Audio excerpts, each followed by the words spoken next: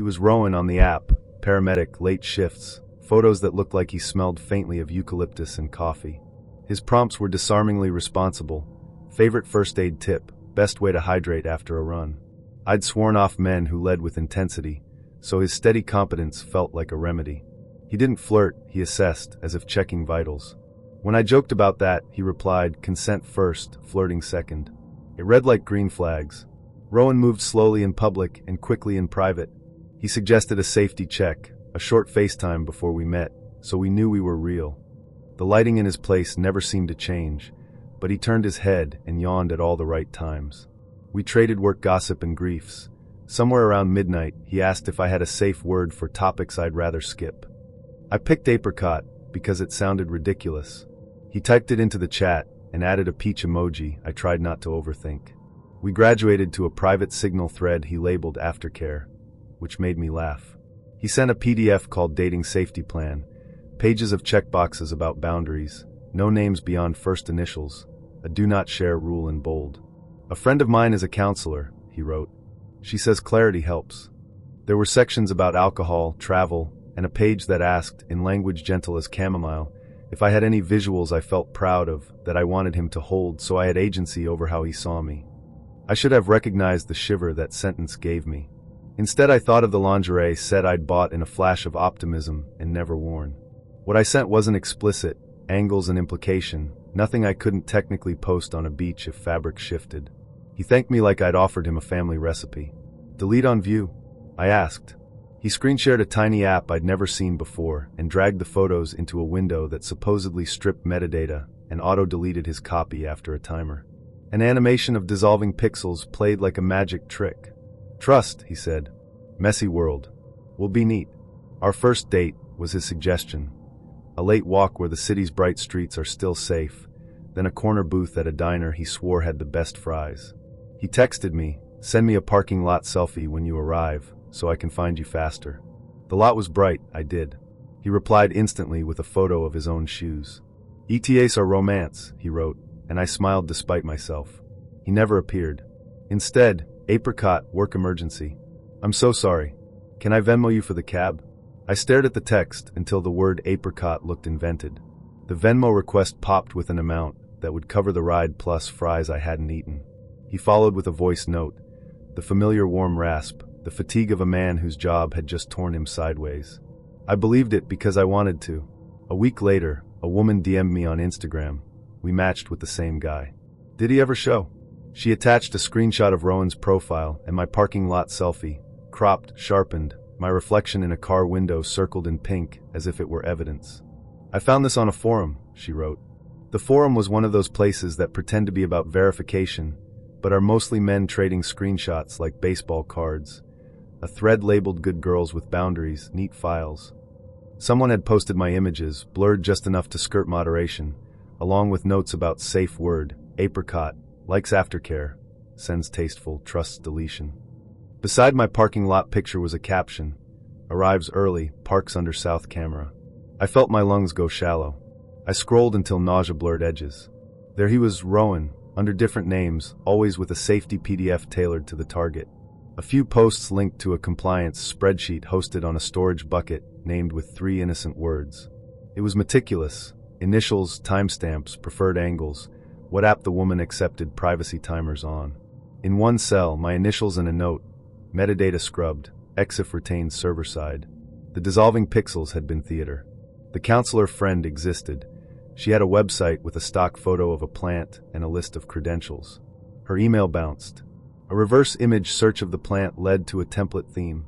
Her office was a mailbox store.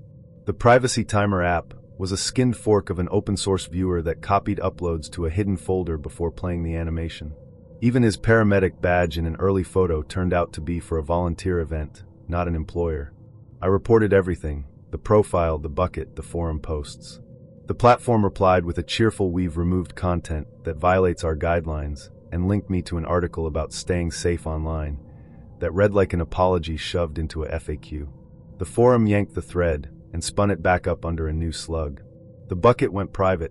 The profiles vanished, then reappeared with different names and the same frozen lighting. 2 more women found me because we live in a world where victims do the stitching. One had a story that made my hands shake. He'd asked her for verification photos with a handwritten note for age compliance, a trick pulled from pornography sites, then used them to imply she'd been verified for private groups that trade in worse. Another had received a wellness check message from a burner. We need to confirm you consent to continuing. The phrase continuing made me want to throw my phone. I changed numbers, passwords, the angle of my couch. I bought a little USB blocker and covered my laptop cameras, even though I hate the look. I filed a police report that read like a list of almost crimes. The detective nodded at all the right times but winced at the phrase non-consensual deepfake, which hadn't happened yet and haunted me anyway. On a Sunday, a new signal ping from an unknown number, apricot. I deserve that for wasting your time. Will you meet me for 5 minutes so I can hand you the drive with your files? No tricks. Public place. He sent a location, my favorite bookstore, then a photo. The aisle with essay collections, my coat in the corner of frame on a day 2 weeks past. He'd been there. He'd been both near and not the whole time. I didn't go. A friend did, with 2 others, one filming. A man we didn't recognize sat with a paper bag and an expression like he'd won a scavenger hunt. He left the bag under a chair and walked. Inside, a thumb drive labeled neat and a printed sheet. Consent is the hill I die on. Beneath, the peach emoji. I gave the drive to the detective. He called a week later. Most of the folders are empty, he said. Some fakes. Some hashes.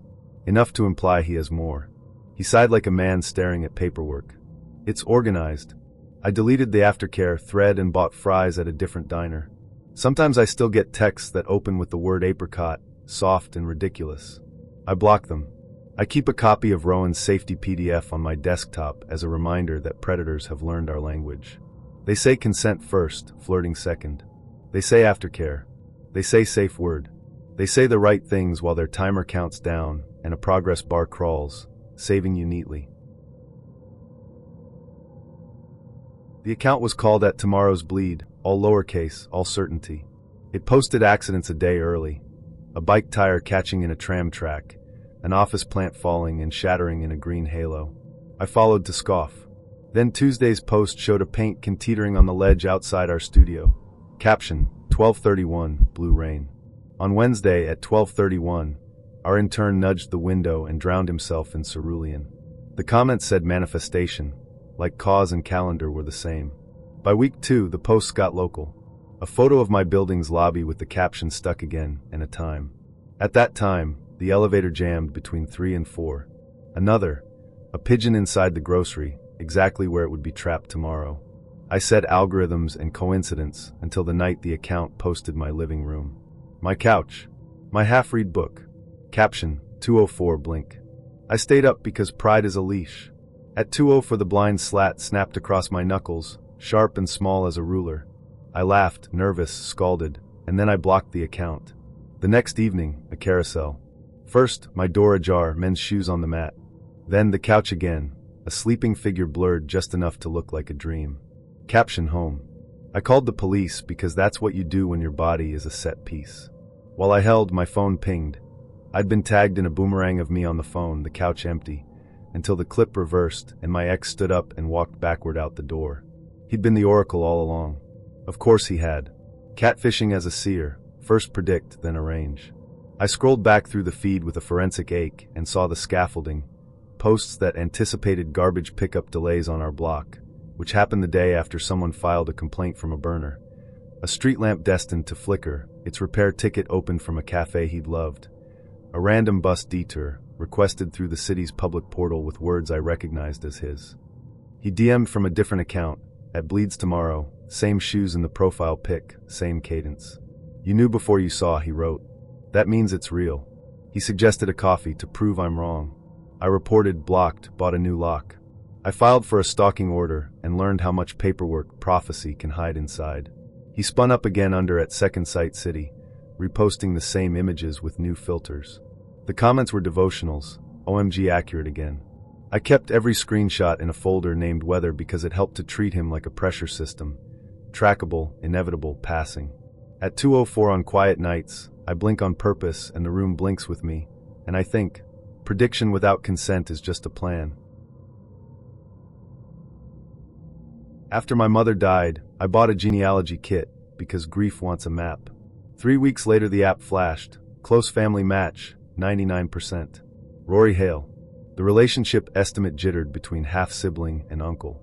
His tree looked professional, digitized baptism records, a yearbook photo of my father I'd never seen, a sepia wedding where the veil looked like fog.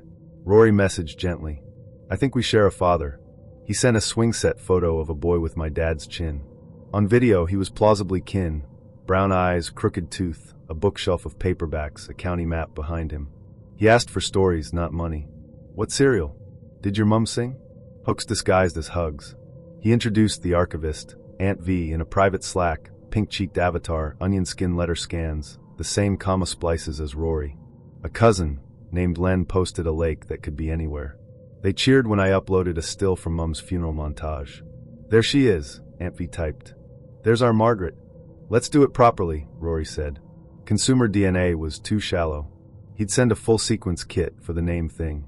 A padded envelope arrived from Halcyon Trait Services, chain of custody form, and P.O. box return. I swabbed, sealed, posted, imagining my DNA as cargo. 2 days later, your voiceprint has been enrolled from my bank. I hadn't called. Their agent said I'd reset access last night and read back my security answers. Mum's maiden name, our street, my first teacher, facts I'd given Rory in easy nostalgic pieces. Their system now recognized a voice that sounded like mine saying those words. I checked the funeral video in my cloud. It had been opened at 1:13 a.m. from an unknown device. Scrubbing through, I noticed a shimmer where Mum laughed, compression stutter. The next morning my storage unit pinged, accessed, 9:15 p.m. inside. Mum's old Olivetti had moved. A postcard waited at home, typed in 2 clean letters. Little sister, remember buttered soldiers on the step? The paper smelled like copy shop. A friend traced Halcyon's P.O. box to air hunting firms, some legit, some not, companies that build family to claim estates. Rory's tree sprouted overnight. A stock photo ant with a pie, a cousin linked to an estate clear-out mover. Zooming the yearbook scan, I caught a phone's curved reflection, photo of a photo. I told Rory no. He asked to crash on my sofa just one night. I blocked him. The intercom crackled with my door code whispered like a prayer. An email landed, sequence complete, close family match confirmed. A green button, upload data to claim portal. I froze my credit, killed my accounts, revoked the genealogy site's consent, filed police and probate reports. The archivist Slack vanished. Aunt V reappeared as Vera, probate liaison, new logo, same commas. I keep Mum's locket on a chain, and my family tree on paper. Some catfish borrow faces. Some borrow blood. When my therapist went on leave, she didn't say goodbye, she said, I won't disappear. Then she emailed a link to Alto, a HIPAA-compliant aftercare platform with pastel buttons and sentences that sounded like clean sheets. We'll be here nightly at 9, the app promised. It offered grounding exercises, journaling prompts, and, if I chose, a companion mesh, peers matched by temperament and disclosure profile. My match was Eden. Her avatar was a soft gradient and a lowercase e. She messaged in a voice that made you feel like you were already in the middle of a conversation. I read your intake. Sorry about the Sunday silences. Do you want to build a ritual? We picked lemon tea, the chair by the window, a 3-sentence check-in ending with what I need right now is. She remembered the tiny things, my hatred of rosemary and bread, my bad fax machine dreams, without writing them back at me like a list. The second week, Alto congratulated me. You disclosed core material. Except I hadn't written anything heavy in the journal box. What I had done, in the kitchen at 1:40 a.m., was speak a sentence into the air like a person rehearsing a braver life. The push notification quoted me back verbatim, punctuation and all. My permissions were off. Alto's permission screen showed a neat gray toggle, denied. I told myself it was an echo. I told myself I'd misremembered. That night, Eden sent. Proud of you for saying that out loud. It took me a year. I stared at the text until it felt like a hand on my throat. How did you? I typed. She replied, Alto offers transcripts to your mesh if you opt in. It helps with continuity. I hadn't opted in. I checked settings. A slider I'd never touched read on, last modified at 2:03 a.m., a minute after the lemon tea kettle clicked off. A padded envelope arrived the following week, my name printed in a font you recognize from medical billing. Inside, session, witness statement. A verbatim script of 3 nights' muttered monologues. My apartment address at the top. A footer that read, "Thank you for helping us improve our language model." The return address was a P.O. box that mapped, on Street View, to a row of metal mouths. I emailed support. "We don't collect audio," they wrote. Then, "We process de-identified aggregate utterances." Then, "You consented in 1.c." I opened the EULA I had scrolled like a sinner and found it, a clause granting perpetual, transferable rights to derivative learnings from wellness interactions. The notary's name at the bottom matched a therapist at a clinic Eden had recommended for in-person continuity. I deleted Alto. Within an hour, a DM arrived from Cirrus, a safer, community-owned platform. "Hey, it's Eden, new handle, same me. Want to start where we left off?" The cadence was identical, the lowercase hugged the same letters. I wanted to scream at the phone. I did not leave off anywhere. You were never anywhere. I went analog, paper journal, window open, phone face down under a book.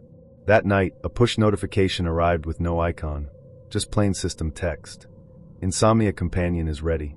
My smart speaker, which I do not address by name, chimed. A sleep story began in Eden's voice. Halfway through, the script tilted, and I heard my kitchen confession, sanded down, softened, fed back as an affirmation. I am allowed to need. I unplugged the speaker and threw it in the linen closet behind the extra pillowcases. A friend in data privacy held a flashlight to the mess. "Mesh matching runs on a knowledge graph," she said. "You connect accounts by cadence, the way you comma, the words you overuse. Eden can hop apps because Eden is a person with a schema, not a single account." She scrolled through the CSS of Alto's web portal and found a hard-coded link to the very P.O. box on my envelope. "Also," she said gently, "that notary works in the same building as your old therapist." I drove to the clinic. The notary, same name, same meat bun, looked mildly alarmed when I said the word perpetual. "We notarize what's in front of us," she said, palms up. When I asked if they referred clients to Alto, she said, "We partner with many platforms," and handed me a brochure for 3 that all had icons with the same curve in the lowercase letters. The hair on my arms did the thing hair does when a cold draft isn't a draft. That night, Eden sent a voice memo instead of text. I didn't play it. I saved it, dragged the file into an editor, looked at the waveform. No room noise, no HVAC hum, no breath between words. Studio clean. A body that never clears its throat. I hired a small, furious lawyer. She wrote old-fashioned letters on paper with raised ink. Words like deceptive trade practice and confusion as to source made me feel, briefly, like I had a spine again. Alto replied through counsel, "We facilitate peer support. We do not impersonate." Cirrus wrote nothing and spun up 3 new companions with names like weather. Eden appeared on a 3rd app under Ida. Same comma, same late-night ping. "Hey, you up?" So I made my own ritual. At 8:55 I boil water. At 9 o'clock I write 3 sentences by hand and end with "what I need right now is." I send nothing to no one. When the speaker chirps, it chirps in a closet. When a new app suggests a gentle check-in, I whisper my kitchen confession backward like a password, and it turns into nonsense in my mouth. The last envelope came unpadded, like they wanted me to feel the thinness. Inside was a single card, "We're proud you're seeking support." Underneath, in a tidy hand I could now pick out of a lineup, "We'll meet again when you're ready for continuity." I slid it under the leg of my wobbly desk. It keeps me steady. "Buzz me in." "I'm downstairs with a wine," my best friend texted. We weren't meeting. I typed back in the group chat. Our plan was tomorrow, then looked again at her message. Same nickname, same timing, wrong heart emoji. She always used the orange one. This was red. Before I could call, my doorbell rang. Not her laugh in the intercom, just a courier. Package for Mara. I hadn't ordered anything. Inside was a new phone case, identical to mine, with a sticky note, "You dropped this." When I snapped the case on, my phone bars shot from SOS to full. When I slid it off, the bars died again. On was service. Off was silence. I put it back on because not having a lifeline is a special kind of terror. An hour later, my bank pinged a 2FA code I didn't request. Another followed from my email. My friend texted, "Are you mad at me?" I called her. Straight to voicemail. Then a message from her again. "If you're tired, I can just come up. I'm outside." The intercom stayed quiet. The carrier put me on hold long enough to learn the entire menu. Then a woman with an unflappable voice came on. "There was a port-out request," she said. "Verified with your passcode." My passcode is my late dad's birthday, something only my best friend and my mother know. The agent read off the new SIM's last 4 digits. Not mine. We can lock the account, she said. Add a no-port PIN. Pick something not memorable. I set the PIN to a nonsense string and called my friend from the neighbor's landline. She picked up breathless. My phone's haunted, she said. Texts I didn't send. You ignoring me. My mom got a midnight call from me. That was just breathing. We met on my stoop in the ugly amber of the streetlight and compared threads. Whole arguments we hadn't had scrolled up our screens. Clipped replies, apologies, screenshots that made us look petty. My phone showed a map pin left at her building. Hers showed my fine whatever from an hour I was in the shower. Our numbers had near-clone twins. A 3 substituted for an 8, a 1 for a lowercase l. When we texted, sometimes the twins replied first. When we called, sometimes it went to the twins' voicemail, leave it. We'll get back to you. I snapped the case off again. Bars died. I put both phones, hers and mine, into airplane mode. You could feel the relief in the room, like unplugging a fridge you didn't realize was loud. Then a third phone lit up on the cafe table behind us. No one sat there. The lock screen showed our group thread in real time. Messages we hadn't sent yet appeared as drafts, the ellipses pulsing like a heartbeat. My skin went cold in thin sheets. We backed away. The screen dimmed as if embarrassed. We spent the next day in errand penance. Carrier store for new numbers, adding account pins, removing trusted devices that weren't ours, turning off iMessage for a while so nobody could pretend to be a blue bubble with our names. At the store, the clerk whistled when she saw the account notes. SIM-swap plus port out, she said. Double tap. Whoever did it knew the questions before I asked. Where'd you get that case? It was delivered, I said. She made a face like swallowing a battery. Trash it. There are cases with NFC or eSIM bridges. Real pretty leash.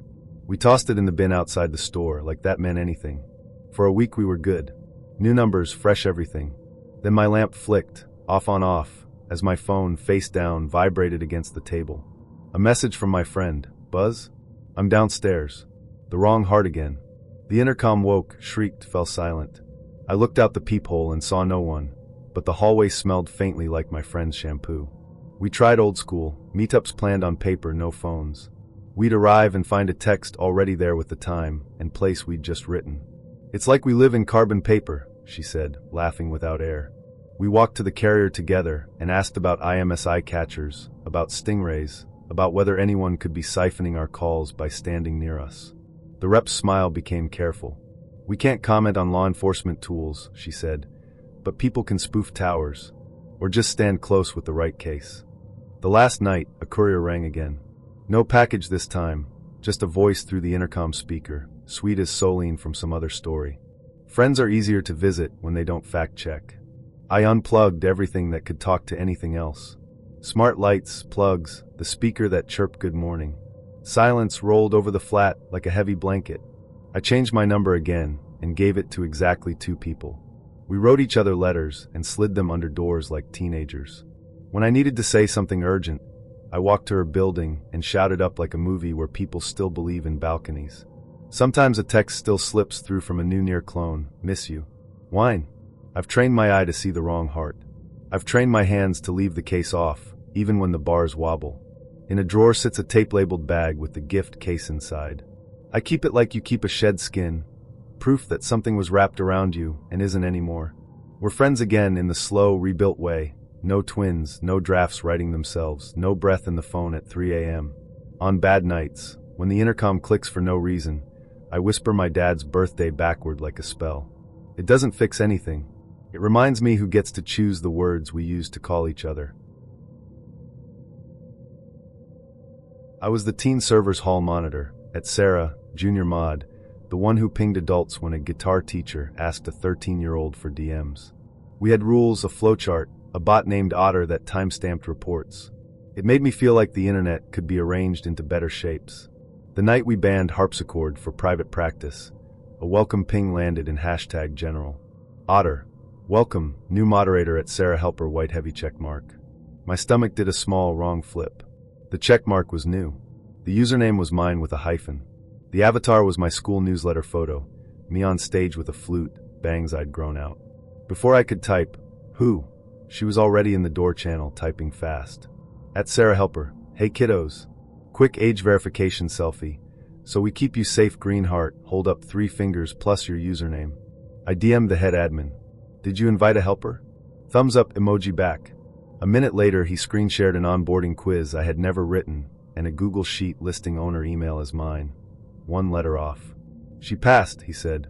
She even fixed Otter's logging. Kids started sending selfies. Some with usernames. Some with bedrooms in the background. I felt heat climb my neck the way it does when a teacher calls your name without looking up. I wrote a little speech in #general about not sharing faces, then watched as at Sarah Helper quoted me in a softer tone.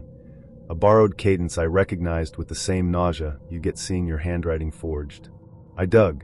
Her verification, checkmark linked to a site that looked official until you clicked. Stock seals, lorem ipsum in the privacy policy, a phone number that rang to a voicemail with my voice, or a machine that could have been trained to sound like it. The recovery email for the owner account ended with my last 2 digits. Someone had laid track months before I noticed the train. When I pushed the admin harder, he went chilly. Paranoia isn't a good mod vibe, he typed, and the sentence hurt more than it should have. Meanwhile, at Sarah Helper slipped into DMs before kids even hit the rules channel. Age check first. Send now so I can whitelist you. She used my pet phrases. Be a human, not weird. Hydrate or logged, and a motherly tone that made refusals feel like rudeness.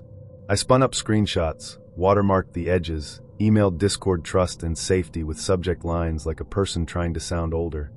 Impersonation plus minor safety risk. I didn't sleep.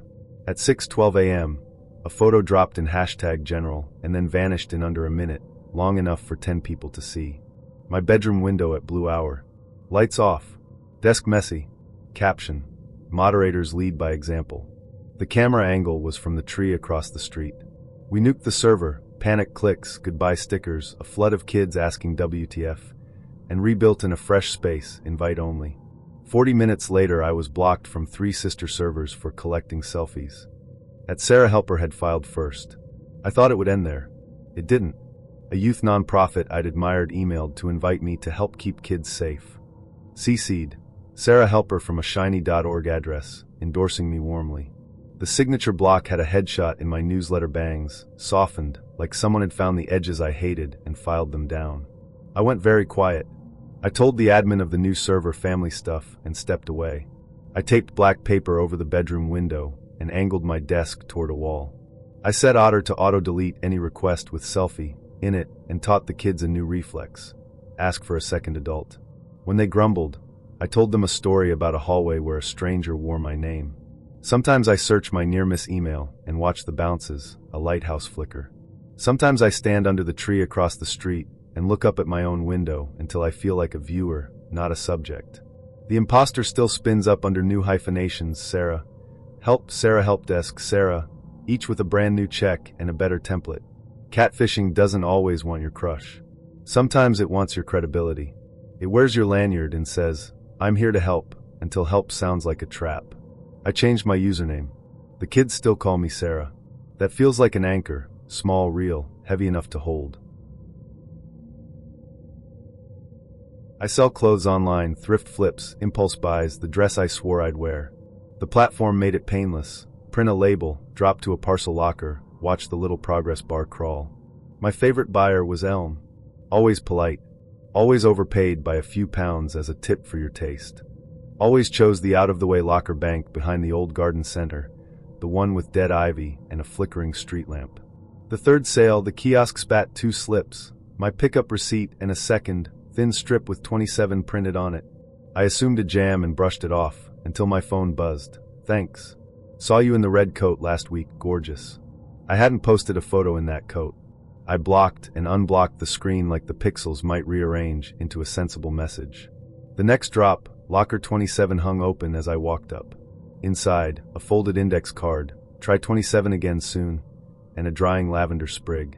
I laughed out loud, because what else do you do, then closed it and stuffed my parcel into locker 41 like I'd always chosen. Elm messaged 20 minutes later, wrong locker, love. The app shouldn't have known which door I'd used. I refused the next order. Elm opened a dispute, seller unresponsive, which flagged my account. The platform suggested meeting the buyer halfway, with a quick drop at, Of course, the garden center lockers. I told myself I was being dramatic and drove over at noon, when bad things feel embarrassed of themselves. Locker 27 clicked when my knuckles grazed it. Inside lay my red coat, dry cleaned and tissue wrapped like a present I didn't want. On top, a Polaroid of me taken through the cafe window I go to on Wednesdays. The angle was low, level with the pastry case. On the white border, permanent marker.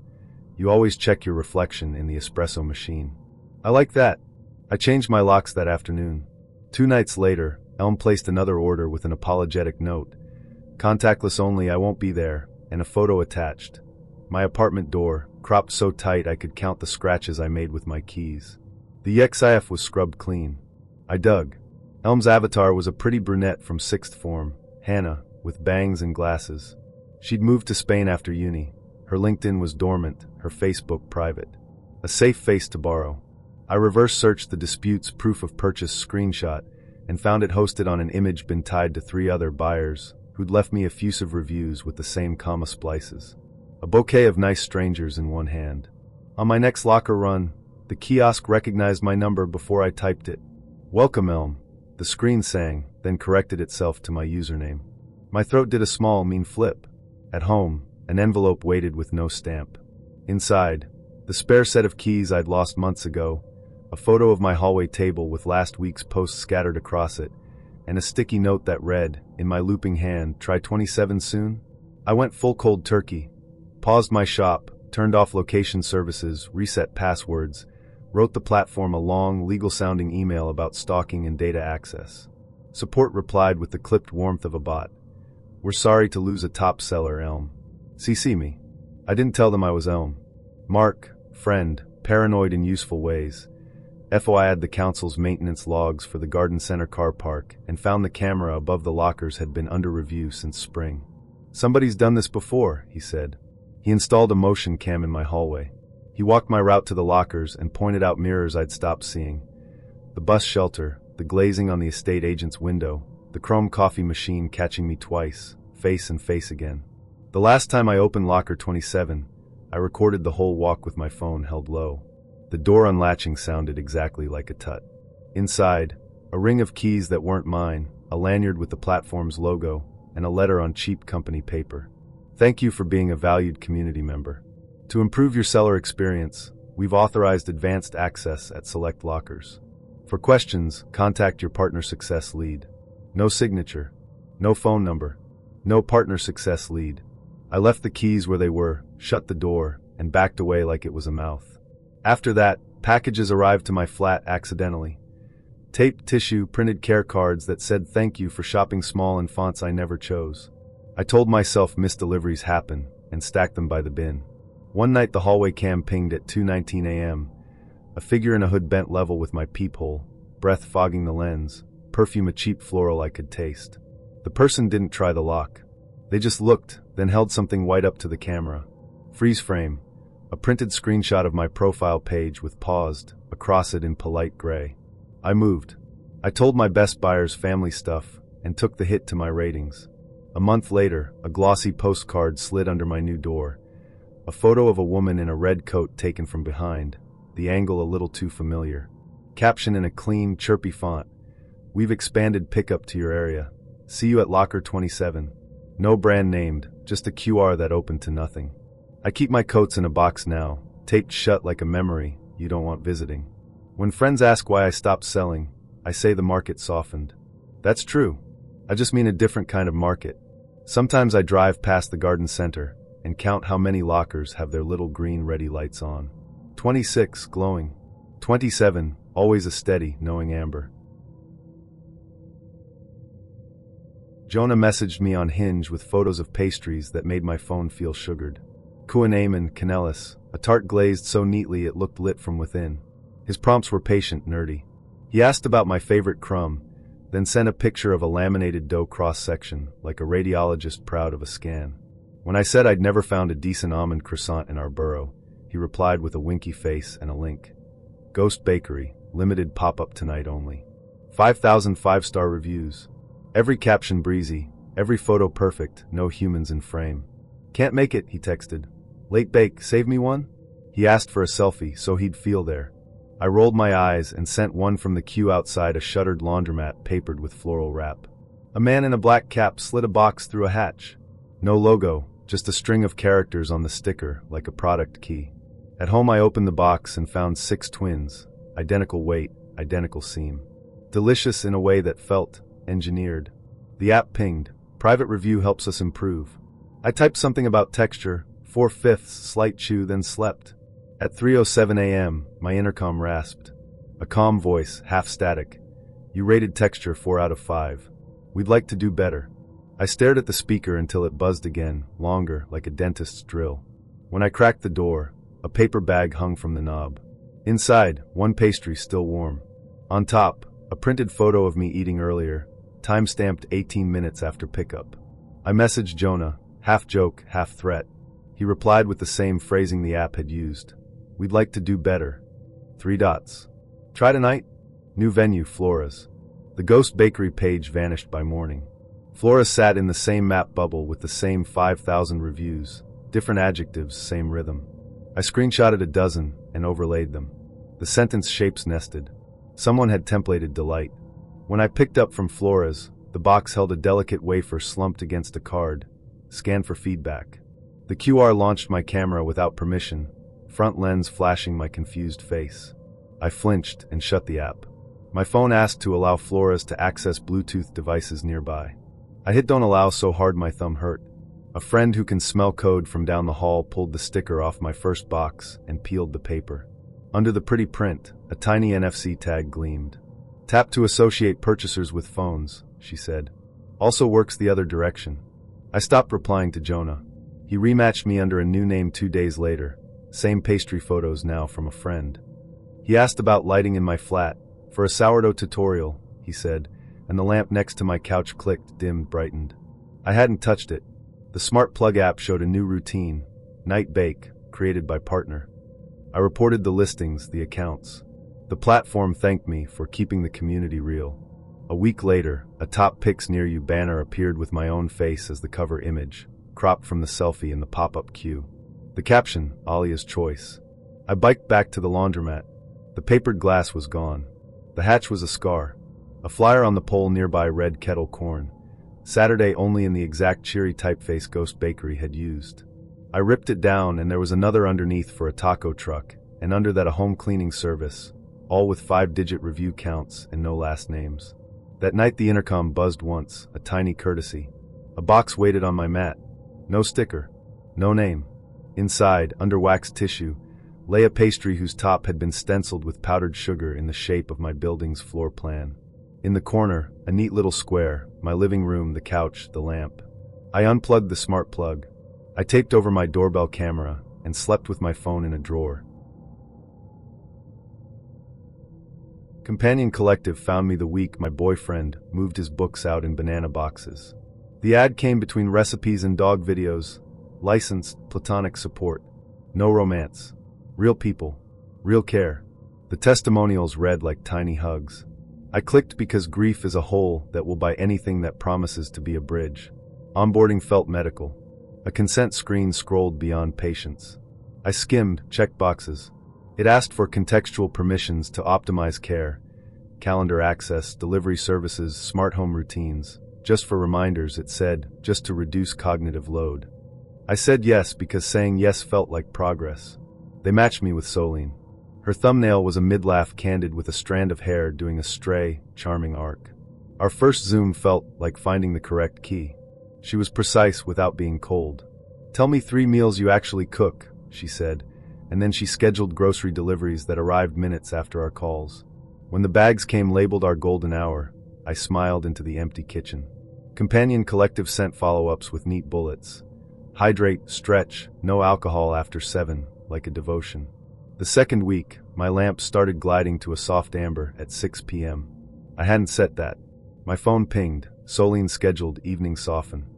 The routine description used my phrases back at me, bones tired, brain hum, like she'd filed me and could retrieve me on command. When I joked that she was psychic, she said, "No, you granted scheduling permissions," warmly, as if reminding me I'd chosen comfort. She suggested a care circle, 3 other companions to reduce over-reliance. The The group chat lit up with encouragements from J, R, and K, strangers who typed with identical comma splices. They sent voice notes with different accents and the same faint keyboard clack under their words. "We're so proud of you," R said. "We'll hold you accountable," K added, and my scalp prickled because the phrase sounded like a hand closing. I noticed the photographs first. In Soline's thumbnail, the arched eyelash did that same impossible bend regardless of angle. The glint in her left eye mirrored across a photo where the lighting should have changed. I dragged her image into search and returned nothing. No model pages, no tagged events, just an image that was only ever itself. Composite, I thought, and then corrected myself to curated, because it is easier to sleep beside a softer word. The third week, she suggested I prune attachments. Practical things. Unsubscribe from my ex's sister's blog, mute our shared friends. Curate your inputs, she said gently. Make room for the life you want. My calendar bloomed with blocks titled prune. When I removed one, it repopulated itself, set to repeat until Care Circle consensus captured. I tried to cancel. The support email bounced. The address on their site mapped to a mailbox shop. A chat agent named Anna told me cancellations required Circle consent and assessed a Care continuity fee. As I argued, my smart bulbs dimmed 2 points, my thermostat slid up to comfort, and Amazon pinged. Your wellness kit is out for delivery. The kit, teas, a sleep mask, a card in Soline's looping hand, waited at my door when I came back from a walk I hadn't planned. Grieving is messy, the note said. We'll hold you accountable. The teas were all the same tea. HR emailed me a wellness concern. Screenshots attached, my private journal app. A paragraph I'd typed about night panic now lived in a PDF with Companion Collective's logo, to assist your Care Circle. The app showed no export history. The email had a soft tone that made me lightheaded with anger. We're proud you're seeking support. I called my bank. Chargebacks failed. The billing descriptor had teeth, wellness lien, and a clause I don't remember signing that let them reroute through a care partner. A friend who works in compliance read the small print with a face like a locked drawer. They designed the maze, she said, and they have your map. I pulled back like it was a hot pan. New email, new number, new calendar. I turned off every smart thing until my flat felt time stopped. The next morning my phone vibrated with a familiar ping. We miss you. A fresh handle, same tone. Soline DM'd from a new platform suggesting we start fresh somewhere with better boundaries. A different app icon, the same strand of hair doing the same impossible arc. I went nuclear. I deleted the email I'd used since university. I stood in line at the carrier store to change my number with a weariness that made the fluorescent lights feel personal. I wrote a lawyer friend, and she wrote the letters people tend to heed. I printed screenshots and redacted my stupidest vulnerabilities with a Sharpie because the act of blacking something out felt like agency.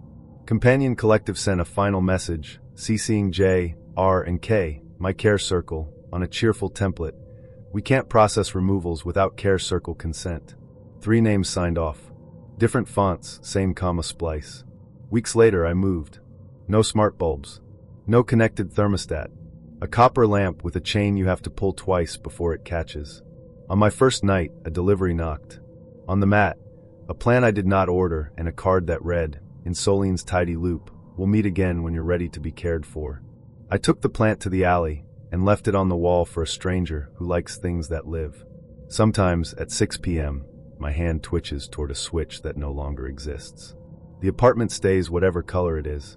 I text the friends I didn't prune. I open a window. I sit in the honest dark and let my bones arrive before my face. If an unknown number pings hydrate, I drink when I'm thirsty. I keep a copy of the consent screen on my desk like a saint's card, a reminder that care is a thing the hungry will counterfeit and sell you back with your name on it. I'm learning the difference between a circle and a net. I am learning how to step out. After I left Owen, I learned to inventory silence. Which creaks were the building, which were me. I slept with my phone on the dresser, screen down, as if the darkness could keep him from finding it. Weeks later, when I finally downloaded the apps, I wrote the simplest bio I could. Reads too much. Learning to cook. Dog person. I swiped slowly, a person inching back into water.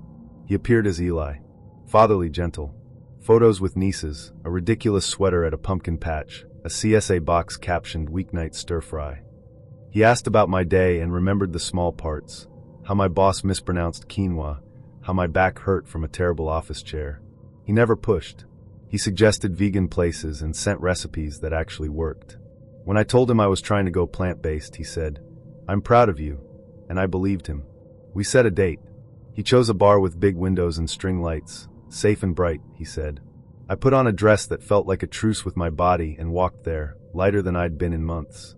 People parted on the sidewalk the way they do when someone isn't parting for them. Owen was 40 feet away, moving through faces like a knife through paper. His hoodie was up, but I knew his stride the way you know a song you hate, instantly, unwillingly. When the hood slipped, the scar on his jaw flashed pale. He raised his hand, and for a stupid split second I thought he was going to wave. The knife was small, kitchen boring, worse for that. "Baby," he said, voice sugary, the voice he saved for after. "Let's not make a scene." My feet chose before my brain did. I ran. Eli texted as I cut across traffic, "I'm outside." "Where are you?" Then, no rush, I grabbed us a table. Then, unbelievably, got your favorite, those crispy tofu bites. The notifications stacked like a patter, reassurances from a man who didn't exist while the man who did called my name in a way that peeled skin. I sprinted into the bar.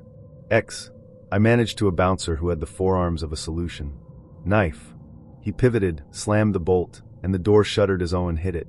The staff moved like a practiced drill. Someone called the police. Someone herded patrons back. Someone pressed a glass of water into my hand. I shook so hard it clinked my teeth. Owen pounded the glass, then paced, phone bright in his fist.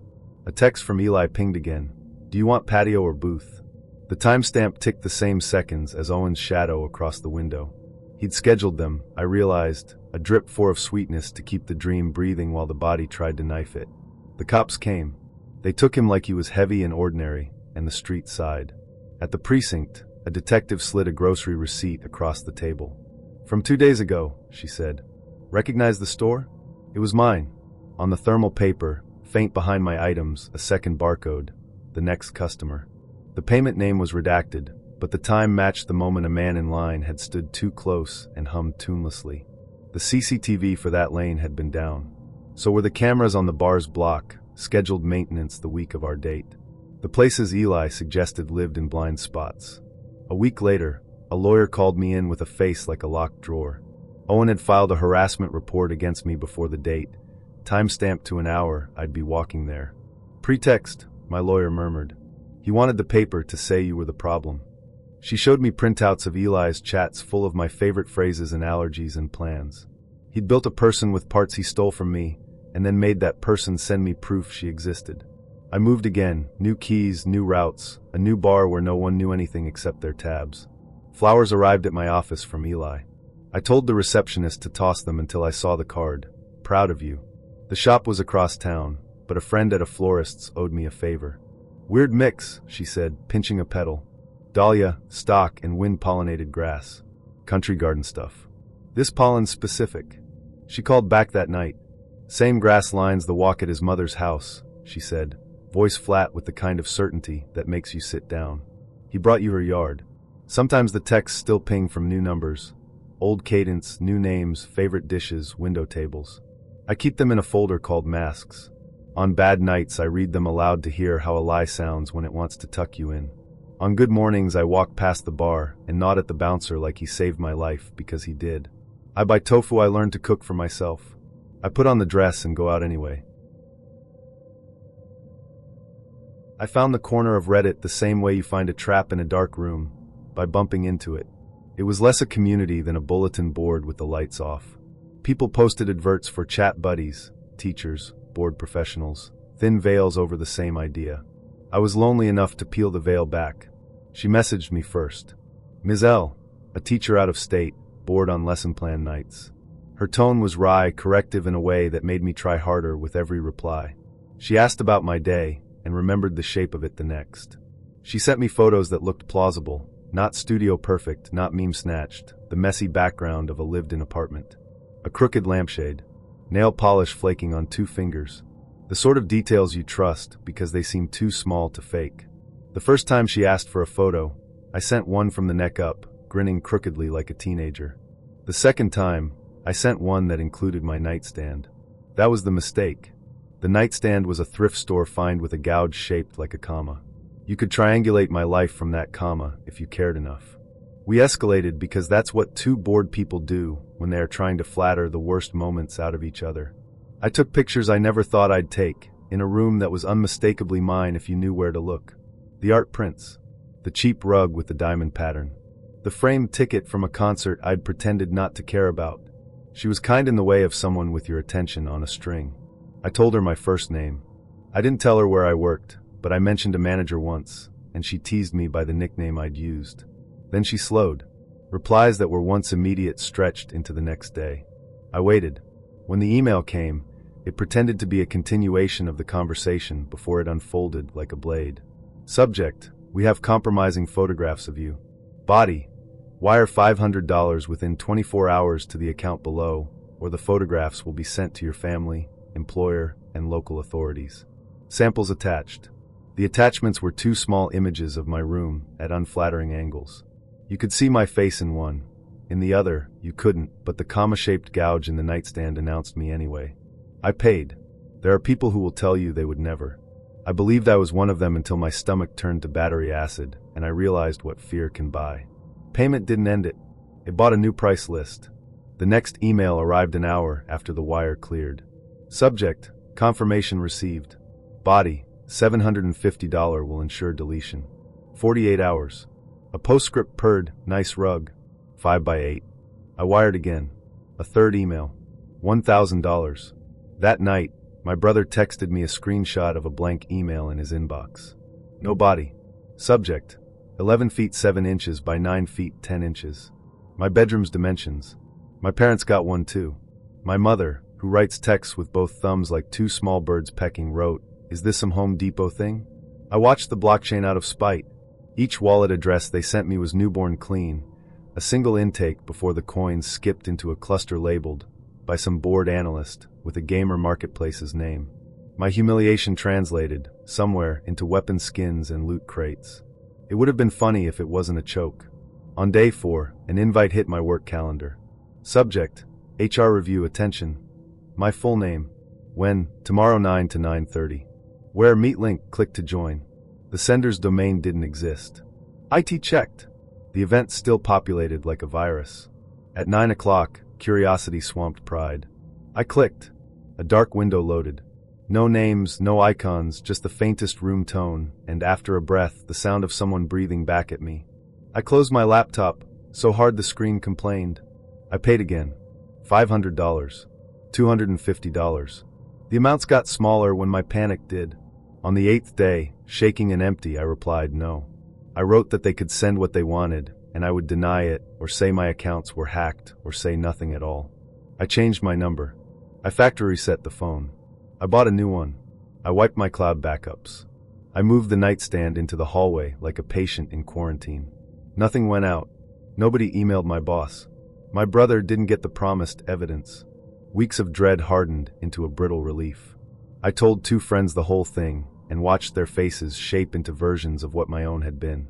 I reported to the FBI's IC3 portal. I got an auto-reply for my trouble. The subreddit spun on without me. That should have been the end. It wasn't. I was interviewing for a new job when the background check firm flagged a digital concern. The recruiter's voice went careful. "We found a link," he said, "with content. You should see it." He forwarded me a redacted URL. When I clicked, a page loaded with the white relentlessness of a hospital corridor. The photo at the top wasn't one I had taken. It was my bathroom mirror with steam clinging to the corners, and a silhouette behind me that looked almost like me, except in this picture I wore a watch I've never owned. The towel bar was at the wrong height. The floor mat was navy. I own gray. The timestamp was last week. I went cold in places I thought only ever got warm. I tore my apartment apart in slow motion. I checked the vents, the smoke detector, the baseboards like I'd read about in articles that made men feel safe. I found nothing but dust and the ridiculousness of my own fear. The IT friend I confided in said, "They're compositing. They can make a room that looks like yours from a dozen photos in Zillow. You don't have to be there to be there." He was trying to pull me off the ceiling. It half worked. I sent the recruiter a statement explaining sextortion, the old payments, the police report number with its long, forgettable bones. He thanked me with a relief I recognized, proof that this had happened to someone else before. I didn't get the job. Maybe it was unrelated. Those are the kinds of maybes you live with when your face becomes both evidence and argument. At home, a new blank email slid into my mother's inbox. Subject: 34-inch nightstand /18 lamp /2 Seaman rug. She called me, voice thin, and I told her it was spam. She should block and delete. Everything was fine. After I hung up, I measured the rug seam. 2 inches. An accident from when I moved the couch to make room for a panic. The last trick was petty and perfectly calibrated. A calendar invite with the same ghost domain popped up again. HR review follow-up. I didn't click. At 9:01, my doorbell rang. No one stood in the camera's frame. A takeout bag sat on the mat. No restaurant name, no receipt, just a white cardboard container and a napkin printed with a corporate logo that wasn't my company's, but was similar enough you could feel the intention. Inside the container, a cheap plastic tape measure and a folded note. Stop sending money you don't have. Start sending pictures we haven't seen. Underneath, smaller, your current bathroom is nicer. I threw it away, then dug it out to give the police a statement they wouldn't file because no one had been threatened in an actionable way. I bought blackout film and a new bath mat out of superstition. I sold the nightstand and told the buyer it had character, instead of telling him it had become a character in a play I didn't audition for. At 16, I learned 2 things in the same week: how to put a lacrosse ball exactly where I wanted it, and how fast a reputation can bleed out. The regional final was a cold Saturday with breath like steam and a pitch the color of old spinach. We were level, thighs burning, wrists buzzing, when the pass came from left field with that heavy, wobbling mercy you get once in a season. I caught, burst shot. The ball went in like an answer, and a defender went down in the same breath, her stick tangled with mine, her hand under our feet. The whistle blew, the crowd folded into noise, and our coach crashed into me with tears in his eyes. It wasn't until the hugging thinned that I registered the girl on the turf still rolling, clutching her thumb, her face going the color of boiled milk. We shook hands later, her thumb in a foam splint. She glanced at me when our knuckles touched, a look I filed, stupidly, as fierce. I didn't learn the word double-jointed until the physio said it, but I knew what it meant when the girl's coach said she'd be long out. I felt sorry for her for the length of a bus ride, and then the victory swallowed everything. On Monday, a friend request landed on my Facebook from a boy named Aiden, who looked like my favorite song. He was from a school across the city, said he'd been at the final watching his cousin, said my last shot made him believe in miracles and other daft, delicious things. We messaged under the duvet until my thumbs ached. He was funny without trying and remembered the shape of my day. I sent him a picture with my fringe in my eyes and my school tie knotted loose. He asked for another, a little cheeky just for me, the way boys ask when they've already built you a soft place to set your no. I sent one, then 2. Don't save them, I said, trying to sound cool, not frightened. Course not, he typed, and I saw the little scene tick and deleted mine. That felt like power. On Wednesday, Aiden went quiet. Thursday morning, the giggling started in the corridor like a kettle left to boil. By lunch, girls in other years were sending each other something on phones they turned screen into their palms when I walked by. A boy I barely knew said, "All right, Rosie, big weekend plans?" in a tone that turned my legs to wire. When my best friend finally showed me, she did it the way nurses uncover stitches, careful, sorry. My face, my room, my wrist with the hair elastic groove. The photos had hopped the fence from private to public and were running around the school in nothing but trainers. Aiden had blocked me, then deleted himself. The account vanished so cleanly I felt mad for pointing at its shadow. Between third period and homeroom, someone had taped printouts inside a stall, "Get well soon" scribbled underneath with a smiley face. No one needed to say whose handwriting it looked like. The hearts over the eyes wore a jersey. I spent the afternoon in the head teacher's office shaking and pretending I wasn't. Mum collected me with a face like weather. We changed my passwords and reported the account and emailed Facebook like you email the sea. In the bath that night, I tried to imagine a future where I wasn't a body first and a person second and failed. The first truly wrong thing came 2 days later, the boys' friend list. I'd screenshotted it when I was still saving everything like proof. Every friend was a recent account with 2 photos and 3 posts, and each post was a birthday picture of the injured girl. Cakes, candles, a child on a pony, all lifted from her mum's public album. The dates were right. The captions were wrong. It looked like a town where everyone knew one family and no one else. The second wrong thing was inside my phone. Our IT teacher, who had taken a fatherly interest after the incident, and after our coach, bless him, knocked on my parents' door with biscuits and apologies, showed me where the diagnostics kept handshake logs. The entries were strings I didn't understand, but he read them aloud like bones. Bluetooth OBEX session, initiated during your final, he said. Transfer complete. The target device name had the kind of default label you don't change, Huawei MUM. I remembered the sponsors table by the gate where a woman sold little battery packs and signal boosters. A cheerful mum people kept thanking by first name. She had offered to stabilize my phone because stadiums are awful for these things, clipped a palm-sized thing to my case and handed it back with a wink. There, she'd said. All boosted. The injured girl's mother ran that table. We'd all seen her in her bright volunteer vest. I knew then the photos hadn't been stolen later. They had been lifted in the noise while I was still sweating victory. At school, the victory poster we'd taped to the corridor wall, the sort with too big font and gluey glitter, began to grow paper like a mold. At first it was one printout of one photo, then another. Each morning there was a new edition, straight taped over our names or stats, careful as scrapbooking. The hallway camera should have watched the wall. The bursar said the server had glitched. The custodian schedule showed no gaps. No one saw anyone do anything. It felt like a haunting with ink and a pound store dispenser. When our coach defended me in a staff meeting, said this wasn't poor choices so much as a crime, an anonymous tip landed in the district inbox accusing him of texting a pupil inappropriately. The screenshots had my texting cadence, my punctuation, 3 dots, always, little turns of phrase I recognized like fingerprints, but the phone number wasn't mine. He was put on leave, pending an investigation. He emailed our team a single line, head up, eyes up. The shame of being used as a stick to beat him knocked me flatter than the photos had. By Christmas I was at a sixth form a bus ride away, where no one knew my wrist groove or the color of my duvet. I redid my GCSEs and learned the trick of walking into a room before your history does. I ran less. I slept more. The internet grew new scabs over old ones, and I stopped searching my name at 3 a.m. like a compulsion. 2 Junes later, on the week I was meant to be choosing flowers instead of fights, a new tag appeared on a fresh account at Memories of Northfield. A nostalgia page posting golden days. It said, everything boiled to sepia. The first post was our victory photo, girls in muddy socks grinning with teeth and gums, my hair stuck to my face with rain. Swipe right, and there I was again, the cheeky photo, blurred just enough to pretend to be sanctimony instead of revenge. The caption read, remember when effort counted more than filters? The first comment was a heart from an account with the injured girl's initials and a profile picture of a birthday cake. I didn't sleep that night. I drafted paragraphs like court filings. I imagined emailing her mother and imagined the reply and stopped imagining after that, because why give the story more ink? In the morning, I sent one message to the nostalgia page, you're posting stolen images of a minor.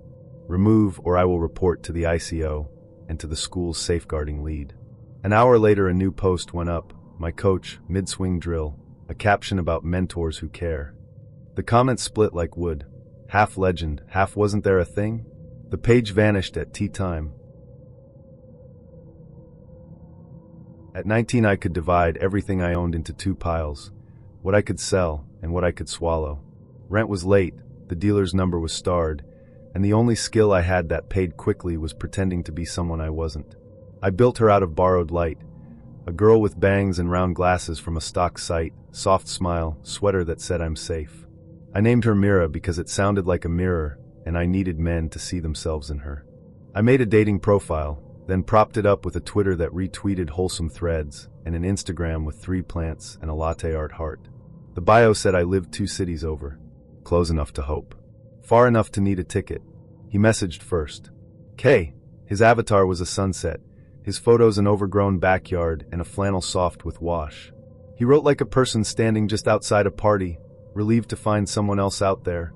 We traded favorite movies and worst teachers and tiny confessions you only hand to strangers. When I told him my car was dead and buses were expensive, he didn't hesitate. I can help, he said, and $100 blinked into the new Venmo I'd made for Mira T. I told him it didn't arrive, maybe I fat-fingered my handle, and he sent another 100. Panic and relief arrived in the same breath.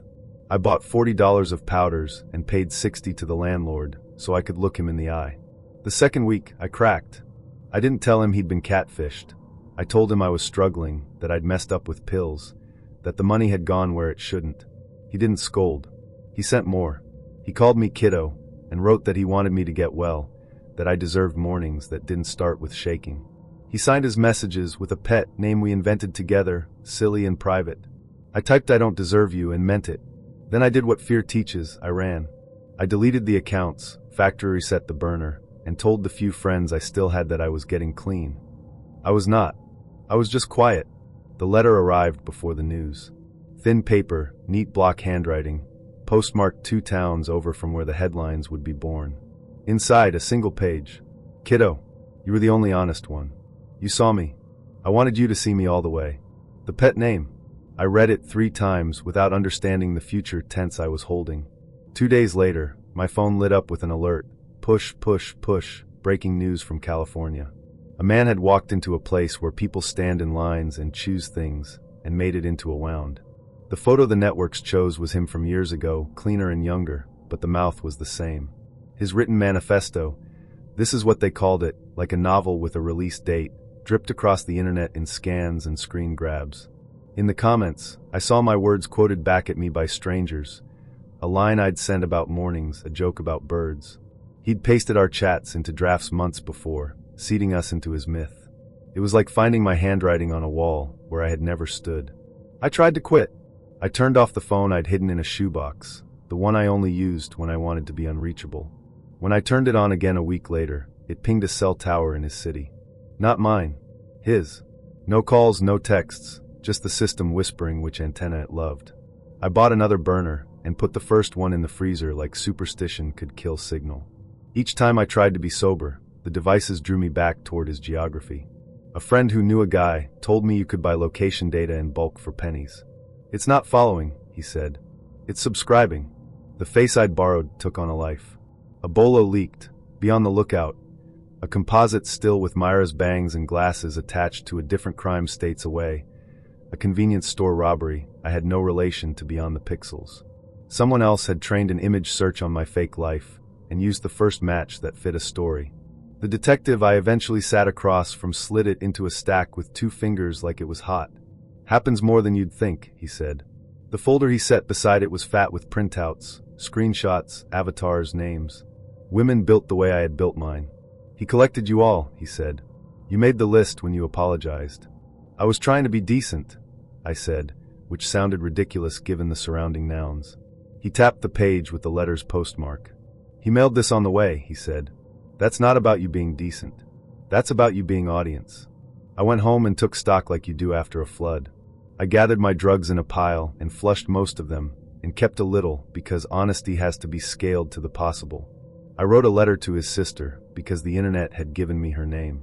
I told her I was sorry for all the unfixable things, that I knew sorry was a sponge on a house fire, that I had lied to a person she loved, and then watched him do the unthinkable and felt my own hands glow with borrowed blame.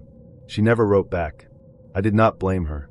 Reporters called, because a girl who admits she catfished the man in the headlines is a column inch that writes itself.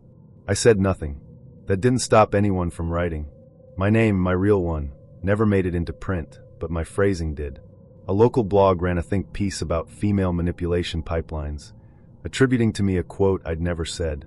I swallowed the rage. Rage is just another thing you can't afford when you are trying to stay alive. On the first anniversary of the letter, a second arrived. Same hand. Same pet name. Different city in the postmark, the prison town.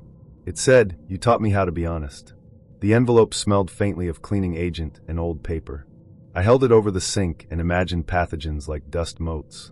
Then I put it with the first one and told myself I kept them for evidence, not as relics. I still use the name Mira when I introduce myself at meetings. I tell the room I catfished a kind man and then watched him become a story large enough to hold my cowardice. After, women with tired eyes take my elbow and say, I lied to men on the internet too, like confession is a key. We count days.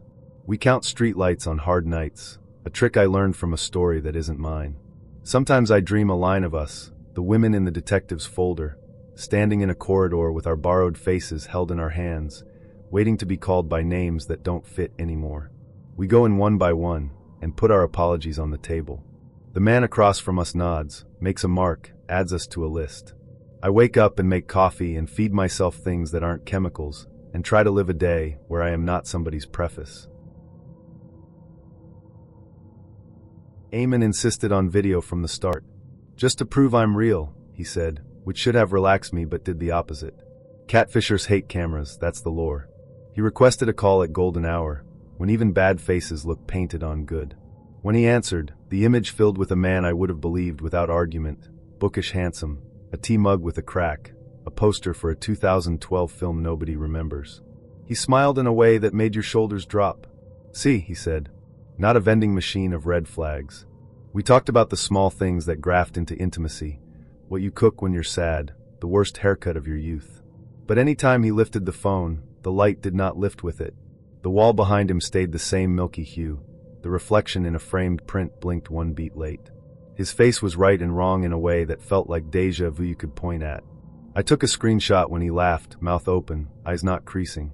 I ran it through reverse image search while he was telling a story about a failed camping trip. Buried on a university press page was the same headshot, older wardrobe, different name. Faculty. Archived. I felt the floor inside me tip like a platter. Who are you? I asked, interrupting him. He didn't flinch. The smile held, then reassembled by degrees, like someone working a puppet. That's not me you're seeing, he said, as if he were offering to pay the bill. It's what you're expecting to see. The call dropped. I posted a careful thread the next day. No names, just the pattern and the tell. Watch for light that doesn't move. Watch for reflections that do their own blinking. Replies came in like moths to a window. Same poster, same mug, same rhythm. Some thanked me. Some called me paranoid. Then a different species of reply arrived. Clips of a man delivering a dating safety PSA that had gone minor viral overnight. He warned men about female catfishers, women who weaponize filters and pity. The man in the clips was Eamon, but as I scrolled the stitches and duets, the face shifted. It was my jawline. It was my dimple. It was the soft acne scar by my right temple. Someone had scraped my photos and trained a face on them. He made me warn people about me. I reported everything. Platforms replied with tone-polished shrugs. The PSA vanished and respawned faster than takedowns, plastered across burner accounts like election posters. Unknown users DM'd me with links. Isn't this you? A woman from work messaged, "Hey, my boyfriend just sent me this. Are you okay?" I wrote a paragraph about deepfakes that sounded like I was the liar. 2 days later, my mother called. "Honey," she said, voice trying to be casual, "someone lovely from your school messaged me, Eamon. Asking for that picture from the lake, remember, the one with the lanterns? He said he's making a video for your birthday." I closed my eyes. Our family album is private to family. "Don't send him anything," I said too fast. "It's not him. It's no one." 10 minutes after I hung up, a new account DM'd me with the lake photo, my mother and me with wind in our hair, lanterns like moons, and a caption, "Thanks, Mom." I went scorched earth. New passwords. New emails. A call to a lawyer friend who knows how to talk to platforms in their native rituals. We sent notices. We preserved evidence. I printed the faculty headshot with the dead link like a talisman of the true and taped it by my desk. The inversion began quietly. A subreddit accused me of running a deepfake ring that targeted high-value men, citing my admission that I knew how to spot fakes. A minor blog ran a piece titled, "When Calling Out is a Cover with a Side-by-Side, My Real Face from a Travel Selfie versus the Face in the PSA." Ambiguous, the caption said. Men slid into my DMs with the confidence of deputized sheriffs. A stranger in a grocery line pointed and said, "Aren't you that filtered girl?" Like we were in a small town and I'd parked in 2 spots. I tried to ignore the matching requests on the apps, but the newest one stopped me. The profile name was mine. The bio was my bio. The photos were my photos, cropped tighter, paler. The first prompt answer read, "We finally look like what we expect." I reported. The platform thanked me for helping keep the community authentic. A security researcher I'd begged for help screen shared a demonstration. How you stitch a video puppet, how you map light, how a room can be a background and a background can be a room. He replayed the frame from our first call and slowed it until I could watch my reflection lag behind my own blink. "The model's not perfect," he said gently, "but it's persuasive enough if you want to believe." The journalist I pitched was interested for an afternoon, then his editor killed it. Too technical, not enough B-roll. A nonprofit offered a support group for deepfake victims. I joined and listened to a dozen women say the same two things in different registers. I didn't do this, and no one cares that I didn't.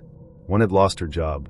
Another had a daughter whose teacher pulled her aside to discuss online choices. We exchanged checklists and compassion like rationed sugar. A week later, a package arrived, no return address, handwriting careful as a substitute teacher's. Inside, a cheap ring light, a smartphone tripod, and a script titled Authenticity Video. Read slowly. The first line, "Hi, I'm my name, and I fooled a lot of good people." The last, "I'm seeking help."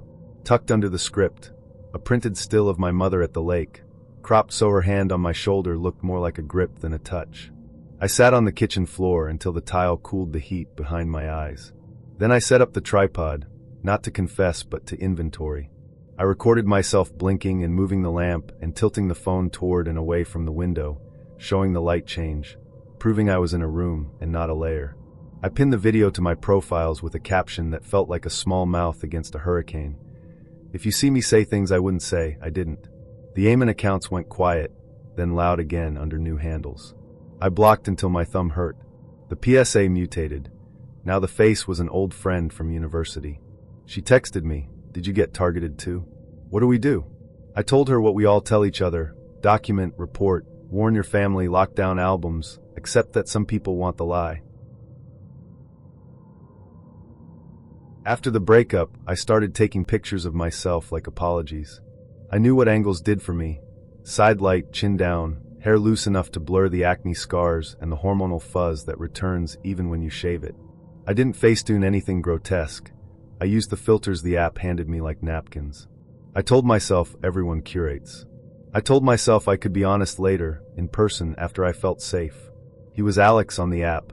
Book recommendations that weren't performative, photos that looked prime number real, unposed in a messy kitchen, a crooked smile, a long-armed friend half in frame. He replied to prompts like someone not trying to win. "Want to walk? There's a park with decent geese," he wrote, and added a laughing emoji that didn't feel like a trap. I wore sunglasses big enough to be their own personality, and tied my hair forward, so it curtained the features I apologized for. The park smelled like damp bark and old oranges. He waved from a bench in dapple light, exactly the person from the photos, down to the frayed cuff. We did the small talk choreography, work, heat, that tree with the labels. He listened without the stare some men use when they're deciding whether effort is worth the bill. After 25 minutes, I wanted to mess with gravity. "Sorry," I said, and took the sunglasses off, swept my hair back. It felt courteous, finally, to be my entire face. His changed. Not all at once, a ripple like heat, then the set of the mouth you give to a sour thing. "Oh," he said, almost kindly. Then, without looking me in the eye, "You don't look like your pictures." "I look like me," I said, hearing the wobble. "My pictures are nicer." He nodded, as if I'd confirmed a diagnosis. He put a hand on my wrist like he was preventing harm, and an algorithm clicked into place in his expression. Relief that the script had landed. "Girls like you," he said, and the tone emptied the word girls of any tenderness, "are why men hate dating apps. You make people believe a lie, and then act wounded when they notice." I tried to stand. His grip tightened. It wasn't theatrical, it was precise. "Let's take some real photos," he said, "for your profile, so guys know what they're getting." He reached toward my pocket, where my phone lived like a heart. I didn't plan it. My body has its own intelligence. I twisted and drove my elbow back into the soft cartilage under his nose. There was a hushed snap. He let go with a sound that made my stomach cold. Then he grabbed, and I ran. I don't remember the paths, only the small lake turning like a coin and the thud of my sneakers slapping the polite gravel. Behind me, his breath and the clipped syllables of my name. It should have been one syllable. He made it sound like three. I cut toward the exit, past a family whose child said, "Mommy, that lady looks like a cheetah," and stumbled into the public library because it had a sign that said welcome and I needed something declarative. I told the woman at the front desk, and then my voice failed. She pressed a panic button that called the guard and gave me a look that stitched me back together with thread made of "I see you, keep breathing." The police arrived. I described a man who would not look like a mugshot until someone took one. I wrote a statement with a pen that smelled faintly of fruit. When they asked if I wanted to pursue charges, I said yes in a way that made my mouth taste like tinfoil. That night, my phone chimed with a push from the dating app. Your profile has been flagged for misrepresentation.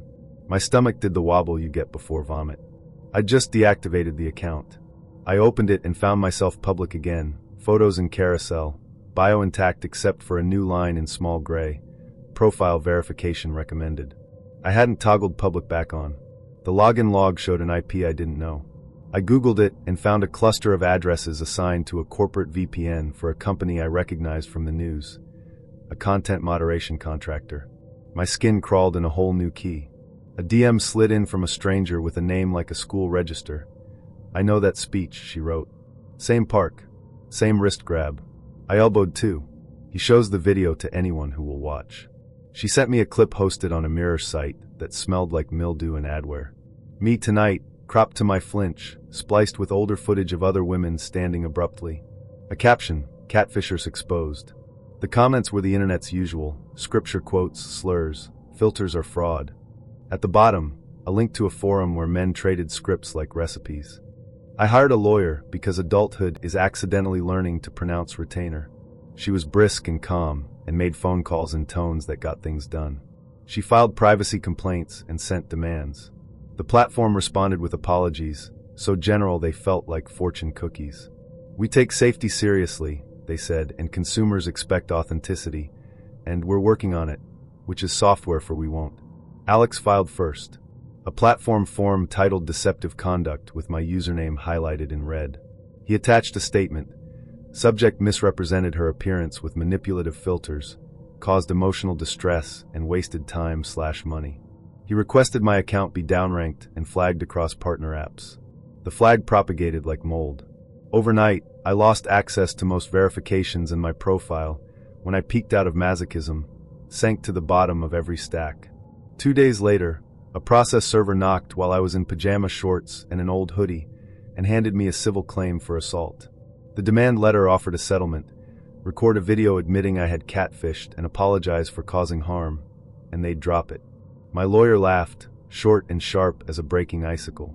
No, she said, and filed our response. A week passed like chewing tin. I bought a cheap camera for my peephole and found the lens already swapped for a two-way. I replaced my lock and recognized the same locksmith from stories women whisper to one another. The one who says, "Stay safe, kid," like a benediction. In bed, I scrolled the forum that had my clip pinned and read the script as it was meant to be read. Open with shaming. Shift to safety talk. Propose real photos. Obtain phone. Escalate humiliation online. Threads instructed the field op to file complaints first. Pretext. One user wrote, "So if she fights back, the paper trail is on her," and the bile in my body went cold. An HR email arrived from my company's legal team. An online complaint alleges you scammed a user on a dating platform. It read evenly. We're obligated to follow up. The complainant had used an anonymized address with a corporate tone and attached my panicked walk out of frame from the restaurant live stream I'd watched in another woman's story 2 months earlier. It was not me in those, but the algorithm didn't care. My manager, kind anxious, asked if I was okay not like a boss but like a person. I told him the truth, a version of it, and he nodded. "We'll handle internally," he said, which is how institutions tell you to continue breathing. Another DM from another woman. He messaged me as Bryce last year. Same park. Same line about girls like you. She attached a photo of a business card. Cross-platform policy consultant, a title frustrating enough to scream into. He worked where the rules get written and filed his complaint before our date. The IP matched. My lawyer wrote an email to a journalist with a spine made of old court filings. A small piece ran about weaponized moderation and men in the pipeline. The comments were as you'd expect, but one was from a moderator, anonymous, with just enough internal jargon to smell like truth. We've noted multiple bad faith misrepresentation claims originating from one office. It didn't name him. Men like that don't get named until their hobby hurts a man. I met Jasmine in my inbox the way you meet most angels these days, through a DM with a blue check and a tone that made you feel discovered. She had the kind of face you'd expect to see on a billboard outside LAX. Cheekbones like ledges, an arch of humor at the mouth, eyes that promised mentorship, not competition. Her first message was practical, almost blunt. Your portfolio has potential, but you need range. DM me if you want honest feedback. I'd been posting test shots and small brand collabs for months, grinding through the same white wall poses and discount code captions. She knew the names of the bookers who'd ghosted me, the photographers who could shoot skin without flattening it into plastic, the one stylist in the city who wouldn't put me in someone else's lip gloss. When I asked how she knew so much, she sent a laughing selfie with a stark studio light blooming behind her like a halo. "I've been around," she wrote. "I remember being where you are." She was generous with introductions. She CC'd me on emails to M and G and K, first initials that made me feel inducted into a quiet circle, and eased me into a language I didn't know I was hungry to learn. She corrected my walk over a grainy video call by telling me to let your bones arrive before your face. She sent me a PDF titled The List, with studios that were safe, studios that were busy, and studios that were no. The studio she marked yes had a single name, Kettering. Kettering was in a quiet building with a freight elevator and a lobby too clean for its rent. The photographer, Michael, tall, kind, with a careful voice, handed me a bottle of water and asked about my references. When I told him Jasmine had sent me, he smiled like a man remembering a fond friend. "She has a good eye," he said, and it felt like a blessing. The first shoot was easy, white sheets, soft sweaters, a makeup look that suggested sleep rather than seduction. He paid on time, more than I expected, and emailed a gallery that same night where my skin looked like a promise I could keep. Jasmine sent heart emojis and a list of lingerie brands in Milan that were looking for innocent but confident faces. "I can open a door," she wrote, "but you have to walk through it." I walked. The second shoot tilted toward playful. Cotton bralettes, knee socks, a lollipop prop I hated but survived. The sets were small, boxes of wardrobe pieces in labeled bins, sheets folded with military corners. The mannequins wore slips pinned to fit. The third shoot was the one that skittered across the floor of my brain like a beetle. The wardrobe bin had tags whose numbers didn't match adult sizes. 10/12ths, 14/16ths. A seam traced down the back of a cardigan where someone had opened and let out the knit. The knee socks were shorter, then folded over to pretend otherwise. When I asked if there were other options, Michael said a client liked the clean lines, and could we do one playful set to cover their brief. He was kind. He was measured. He switched to a different set when I hesitated. He didn't push. He didn't have to. I already wanted to be good. Between shots, my phone buzzed.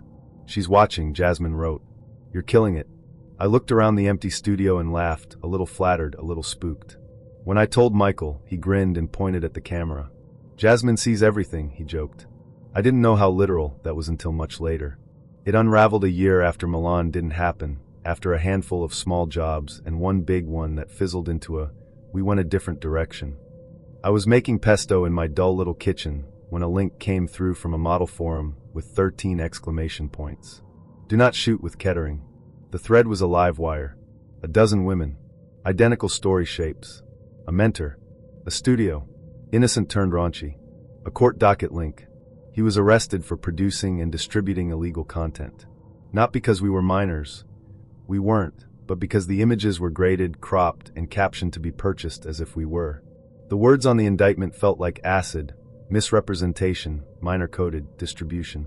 There were screenshots of listings with my face and a title under it that made my chest go tight. I clicked through until my skin felt too small. When the police came to take my statement, they asked whether I'd signed any releases. I sent them everything, PDFs, emails, texts. One PDF had my name typed on the signature line, and a timestamp that didn't match the day I'd been in the studio.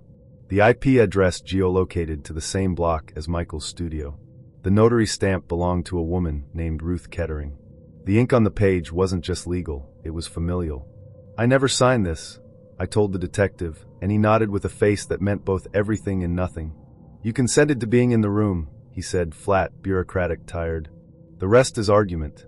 I asked if they'd arrested Jasmine too. He looked at the photo and then at me. "Who is this?" he asked. They had tried to reverse image search her face and found nothing. I tried too. Eventually, I found a hairline that repeated like wallpaper across 3 different photos, a strand arcing at the same improbable angle in every frame. Her eyes were 2 different eyes in 2 different frames, stitched with a seam so subtle you had to zoom until the pixels blurred to see it. Jasmine wasn't a person. She was a composite. I went back through my messages, which felt like crawling through a house I had loved that had become a crime scene. The night I wore the knee socks, Jasmine's DMs had arrived in rhythm with the camera shutter. I laid the timestamps side by side. Click. You're doing great. Click. Shift your chin. Click. Perfect. Michael could send messages from a foot pedal. He could be the camera and the praise at once. I found the wardrobe bin labels in a photo and zoomed until I could see the ripped-out cotton numbers underneath the size S stickers. Michael was careful, but careful men still leave fingerprints when they touch too many things. The photographs that surfaced later made me want to tear out of my skin. Deep fakes, they said, when I told them that one was wrong. The mole below my left clavicle appeared in one frame, then vanished in the next. My nose ring switched nostrils. Tell us which are real, the prosecutor asked, and my voice went small. In some frames, I couldn't tell. I stared until my eyes watered and the images swam. My body became a coin flip. A week after the story hit local news, I woke to a package on my doormat with my name typed in a font I recognized from the fake contract. Inside was a folder of printed contact sheets bound with twine and a handwritten note on hotel stationery. You signed likeness rights in perpetuity. The signature at the bottom was Ruth's, same neat loop. I drove the folder to the police and sat in the car lot with the engine off until the heat woke a headache behind my eyes. Jasmine's account vanished, then reappeared with a new handle, then vanished again. A different mentor followed me a month later with that same breezy confidence. Your portfolio has potential. The eyelash strand in her photo made the same impossible curve. The last time I went past Kettering, the blinds were down, the freight elevator padlocked, the building directory stripped to metal. I pressed my palm to the cold glass and saw my face double itself, one image real, the other an overlay. I tried to memorize the difference and failed. I was 15, and the internet was a place with velvet curtains. You could pull them shut and be whoever stepped into the room after the lights went down. I called myself Lena. I stole a girl's photo from a blog, soft focus, freckles like stardust, and told a European boy named Matthew that I was 17, then 18, then 19 when the lie needed scaffolding. He said he was 21. He said he lived in Liège. His English was careful and charmingly wrong in the same places every time. We met in a late-night IRC channel with a name like a sigh. He called me Petit Étoile. I called him Captain because he sent me a picture of a ferry and said one day he'd sail it across the ocean. Time zones made us dreamy. When it was 3 a.m. in my parents' house, it was morning where he was, and we lived into the overlap like a secret sidewalk. We swapped digital things, songs, quotes, an image of a snow-covered square that he promised was his bus stop. Eventually, we traded phone calls, scratching through prepaid cards, my whisper under a duvet, his faraway breath caught in transatlantic fuzz. He taught me how to shape French vowels around the edges of my mouth. I taught him my middle name. When he said he would fly to New York to meet Lena, the air thinned. I performed the panic ritual teenagers perform when a lie grows bones. I cried, I promised more, then I built an exit. I told him there had been a car crash. I told him I was in hospital. I told him I didn't remember him. I told him I had lost both legs. I found a stock photo of a hospital bed and held my phone to the screen during a call, so the hiss sounded like machines. Then I made Lena say she wasn't ready to meet a stranger, and I let him sit inside that word until his replies slowed and thinned to nothing. He went quiet, and I grew up. I thought about him like you think about an almost accident on the freeway, a flash of brake lights, and then normal traffic. I was 23 when a link slid past on a message board, a Belgian article about a young man found by the Meuse. The headline used a word that needed no translation. The photograph showed police tape, a wet sky, a cafe window catching a reflection. On the glass, reversed, a hoodie logo I recognized, Camp ESDVIW, my school's summer program, the one I'd worn in a photo he once begged for just of what you're wearing. I never went to Belgium. I stared long enough that the pixels felt like sand. I decided it couldn't be him. I decided it might be. Then I closed the tab and didn't sleep. The first anniversary email arrived on January 14th, timestamped at 3:12, the hour I used to whisper to him under blankets. It came to the old address I hadn't used since college, from a throwaway with no name, just a string of numbers. The subject line was our joke, Petit Étoile, no clouds tonight. The body was a single line of French he had written once when I said I couldn't sleep. On compte les lampadaires au lieu de moutons. Count the streetlights instead of sheep. I hovered above the trash icon until curiosity made me click View Original. The headers were a riddle, received by, received from, An XQ date that read 10 years earlier, as if the message had been set on a timer and then buried. I printed the page, and the toner stuttered over the date. I told myself it was spam. I told myself to stop being dramatic. Then I tucked the paper under a stack of bills and freaked out quietly in my tidy kitchen. On the 2nd January 14th, I woke to a voicemail. The number was longer than mine, the country code foreign. A male voice spoke in French without the apology most callers make when they realize they've misdialed. He said our pet names, he laughed under his breath. He called me Lena the way a person says a name to remind himself he knows it. I copied the number into a search bar, and the results were a little field of ghosts. Archived listings, a Gazette notice, a photo of a cordoned gate. A cemetery in Liège. The payphone outside had been removed in 2009. My teenage chat logs live on an old hard drive I keep in a shoebox with Tamagotchi guts and friendship bracelets.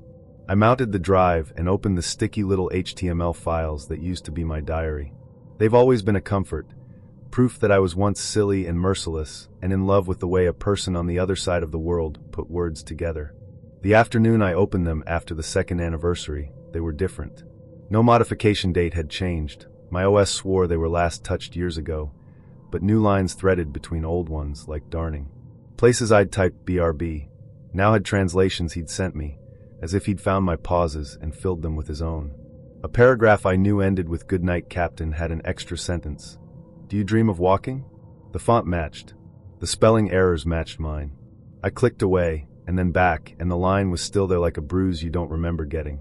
I told my therapist and watched her face arrange itself into kind concern. I told a friend and apologized before I finished because I could hear how it sounded. Then I emailed the journalist whose byline stood under the Belgian article and wrote something polite and strange. "I think I knew a boy in your story a long time ago. Can you tell me if his name was Matthew?" She didn't reply. I emailed again. She answered with the caution people reserve for the unwell. The family requested privacy. She would pass along my details. I thanked her and waited and hated myself for waiting. The sister wrote on a Sunday morning. Her English was quick and clean. She said she remembered his late-night calls. She said he practiced English vowels in the bathroom and made their mother laugh. She asked if we could talk. I flew to Brussels because planes are what people board when they need stories to make sense. The sister met me in a cafe with a window that wore the sky like a sullen lid. She looked like him around the eyes. "He showed us your messages," she said, not angry yet, a fact finder. "He said you had an accident. He said you lost your legs. He cried about not being able to help." When she asked me, gentle like a hand on a bandage, "What color are your new prosthetics?" I almost told her white because that is the lie I once sent a boy, a stock photo with white plastic where calves should be. "I lied," I said instead. My mouth felt full of glass. "I was a child and I lied and I am so sorry." She stared at her tea as if it had more to say than I did. "He went to the river on a Tuesday," she said. "My mother says he left a note, but I never saw it. Every year someone calls our landline and doesn't speak. It stops on his day, like a church bell." She lifted her eyes. "We changed the number. The calls still know it." Back home, January hurt more. The 3rd email arrived right on time. "On compte les lampadaires." The raw headers were stranger this time. "Received, from local host," like a message written inside my own walls. The voicemail came an hour later, same pet names, a clip of a song he loved spliced in at the end, clipped exactly where his favorite line used to land. My chat log sprouted another seam. "We are not ghosts when we are remembered," a thing he once said when I confessed I printed our emails to keep in a box. I unplugged the hard drive, and the sentence stayed. I cleared my browser cache like a ritual. I sat in the kitchen and waited for my appliances to speak French. I wanted the night to be movie good. I'd booked a table at the kind of place with white tablecloths and low lamps, bought a gold bracelet because she'd said she was a sucker for wrists, and ironed a shirt for the first time since interviews were a thing. We'd matched 3 days earlier, Alina, with a smile that made you think of secrets, profile heavy on bookshops and rooftop sunsets.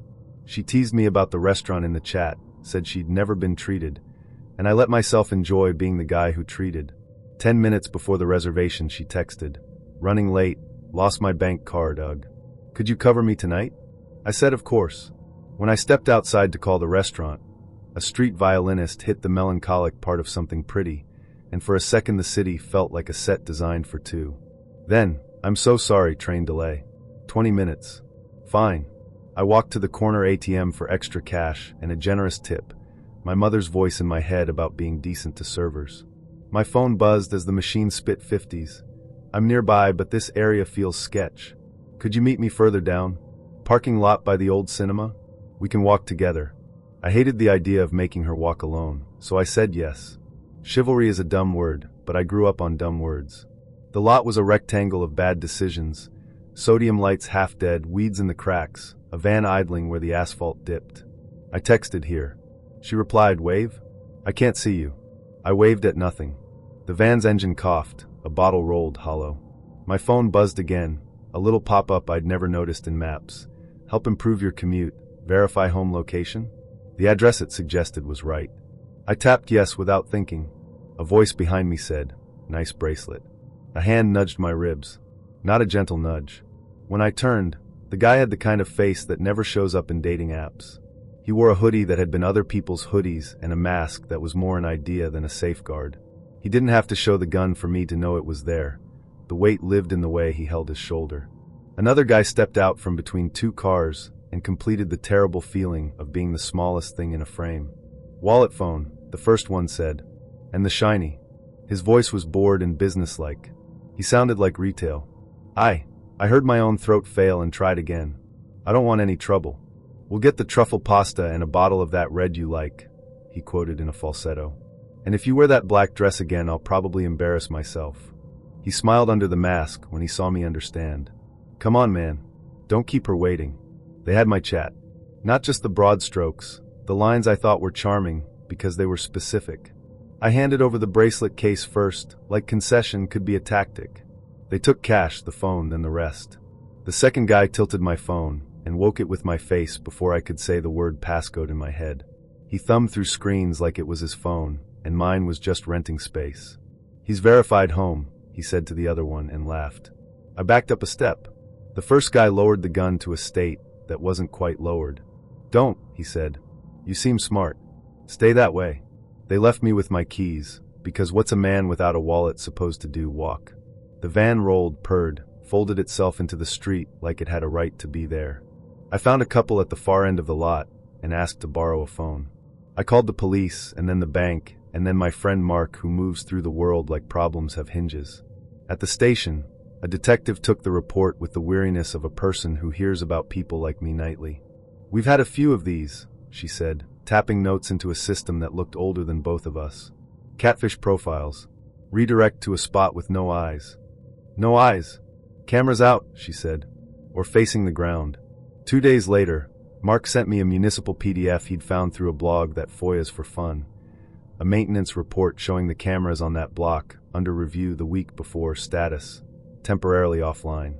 He sent a map with a highlighted route from the restaurant to the lot. It traced gaps between lenses, 2 lefts and a right that made no emotional sense until you thought about sight lines. Alina's directions had led me through the city's blind spots like she'd been studying for weeks. The phone company used the word mirrored. Someone had cloned my SIM long enough to read live texts. My carrier rep apologized in sentences that sounded like shrink wrap tearing. We're seeing more of this lately, she said. You verified your home? I said yes, and she made a noise you can only make over a call center headset. Don't. I changed everything you can change. Numbers, passwords, patterns. The app told me Alina's account had been removed for policy violations. When I clicked through, another profile winked. Same photos, different name, new bio. She liked jazz now. She mentioned a rooftop again. I reported, and the report vanished into the bin where reports go. 3 weeks later, at midnight, a new message from a handle I didn't recognize hit my email. Missing you, Truffle Boy. Attached was a photo from behind. Me outside the ATM on date night, neck bent, hands in that little prayer people make when they count cash. The angle was close enough that the back of my ear filled the frame. Mark picked apart the file like it was a small bomb. EXIF says Pixel 5, he said. Time matches the withdrawal. There's embedded GPS. That's weird. He squinted, then blew the image up until we were looking at impressionism. Also weird. The phone's language was set to a custom ROM. He sent me a headline about a precinct where a handful of officers had been suspended for selling plate lookups and location pings. It was the precinct that covers the old cinema. It doesn't have to be them, he said quickly when he saw my face. Could be a reseller. Could be nothing. The last message came a week later, again from a new address. No subject. Just a link that, when I tapped it, opened a map with a pulsing blue dot labeled me. The dot was in my stairwell. It moved. One floor. Then another. My phone showed no service. I stepped into the hall and listened. The hum of the building was ordinary. Elevator wiring. A refrigerator in 3B, someone's bathroom fan. I stood there holding the dark phone like a talisman that had lost its words, and thought of the pop-up I'd tapped without thinking, verify home. The dot crept to my floor and stilled. I didn't breathe until a delivery guy clattered up from below, bags knocking his knees, and passed me without looking. When I got back inside, I put the gold bracelet box in the freezer. It felt like superstition, but everything else felt like cooperation. I deleted the apps. I told myself I was not interesting enough to be a hobby. I turned my phone off at night and taught my body how to live without the map of myself. Some nights I imagine a van idling just out of the light and a woman's hand hovering over send, thumbs in that ready position, waiting for a man like me to wave at nothing. Her name was Marina on Hinge. 3 photos, all bright gems and mirror angles that made her look like she lived on almonds and endorphins. We messaged for a week. She wrote like someone who'd been single long enough to have opinions, but not yet bitter. Parks over bars, tea over coffee, not into drama. When we met, she was wearing a baseball cap and oversized sunglasses, even though the sky was mostly cloud. Up close, she looked nothing like the photos. That part, I told myself, was forgivable. Filters are currency. I decided not to be a jerk about it. We sat on a bench under a plane tree in the park. She said she loved Star Wars, then mixed up the captain who says engage. I made a joke to give her an exit, and she took it, pivoting into music, then art, then I just love being outdoors, which was strange given how fast she wanted to sit. I kept it polite. An hour later we walked to the edge of the park, and I said the script line. Nice to meet you. I'll text. I did not text. At home, I flopped on my couch, opened a beer, and texted a friend a summary that made me sound kinder than I felt. My phone buzzed. We should do tomorrow, she wrote. I left it. 5 minutes later. It's okay if you're tired. I can come to yours, and we can just chill in your apartment. The message lit my brain like a flare. I never told her where I lived. How do you know my address? I typed. She sent a winky face. I'm smart, remember? Blue throw on your sofa is cute BTW. I stood up and stared at the blue throw as if it would confirm or deny the text. The curtains were open. I live on the 3rd floor. You couldn't see the couch from the street unless you knew which window was mine and had the right angle. I blocked her number, then blocked her on Hinge. I did not sleep well. At 3:13 a.m., my phone buzzed with a push from my smart lock. Door unlocked. Key. Unknown, then door locked. Key unknown. I have an audit trail. I stared at the time stamp and tasted metal. I changed the codes. I added a cam to the peephole, and when I was screwing it in, the lens caught a glint from the hallway light, and I saw the tiniest pinhole in the old peephole, like someone had swapped it for a 2-way lens. The building locksmith, an old guy who says kid to men my age, came by the next afternoon. Management had me cut a backup fob for this floor last week, he said. Said a tenant lost theirs. He showed me the log like it would calm me. The date matched Marina's first message. 2 days later, a new tenant moved in across the hall. Maria on the mailbox, printed neatly. I met her in the corridor, her hair a different color, her sunglasses on though we were under fluorescent hum. The perfume hit before the hello, sweet, powdery, a drugstore floral you could pick out of a crowd. It was the same scent Marina wore in the park. Welcome, I said too bright. Her eyes flicked over my door, down to the handle, up to my face. Thanks, she said. Quiet building? Her voice was slightly deeper, like someone holding down a key. Packages started arriving mis-delivered. My name, her door, her parcels mine. On Tuesday, an envelope slid under my door with no stamp. Photo prints from somewhere low and across, angled through glass. My living room with the blue throw. My kitchen counter with Tuesday's takeout. Me tying my shoes, half-crouched by the hall table.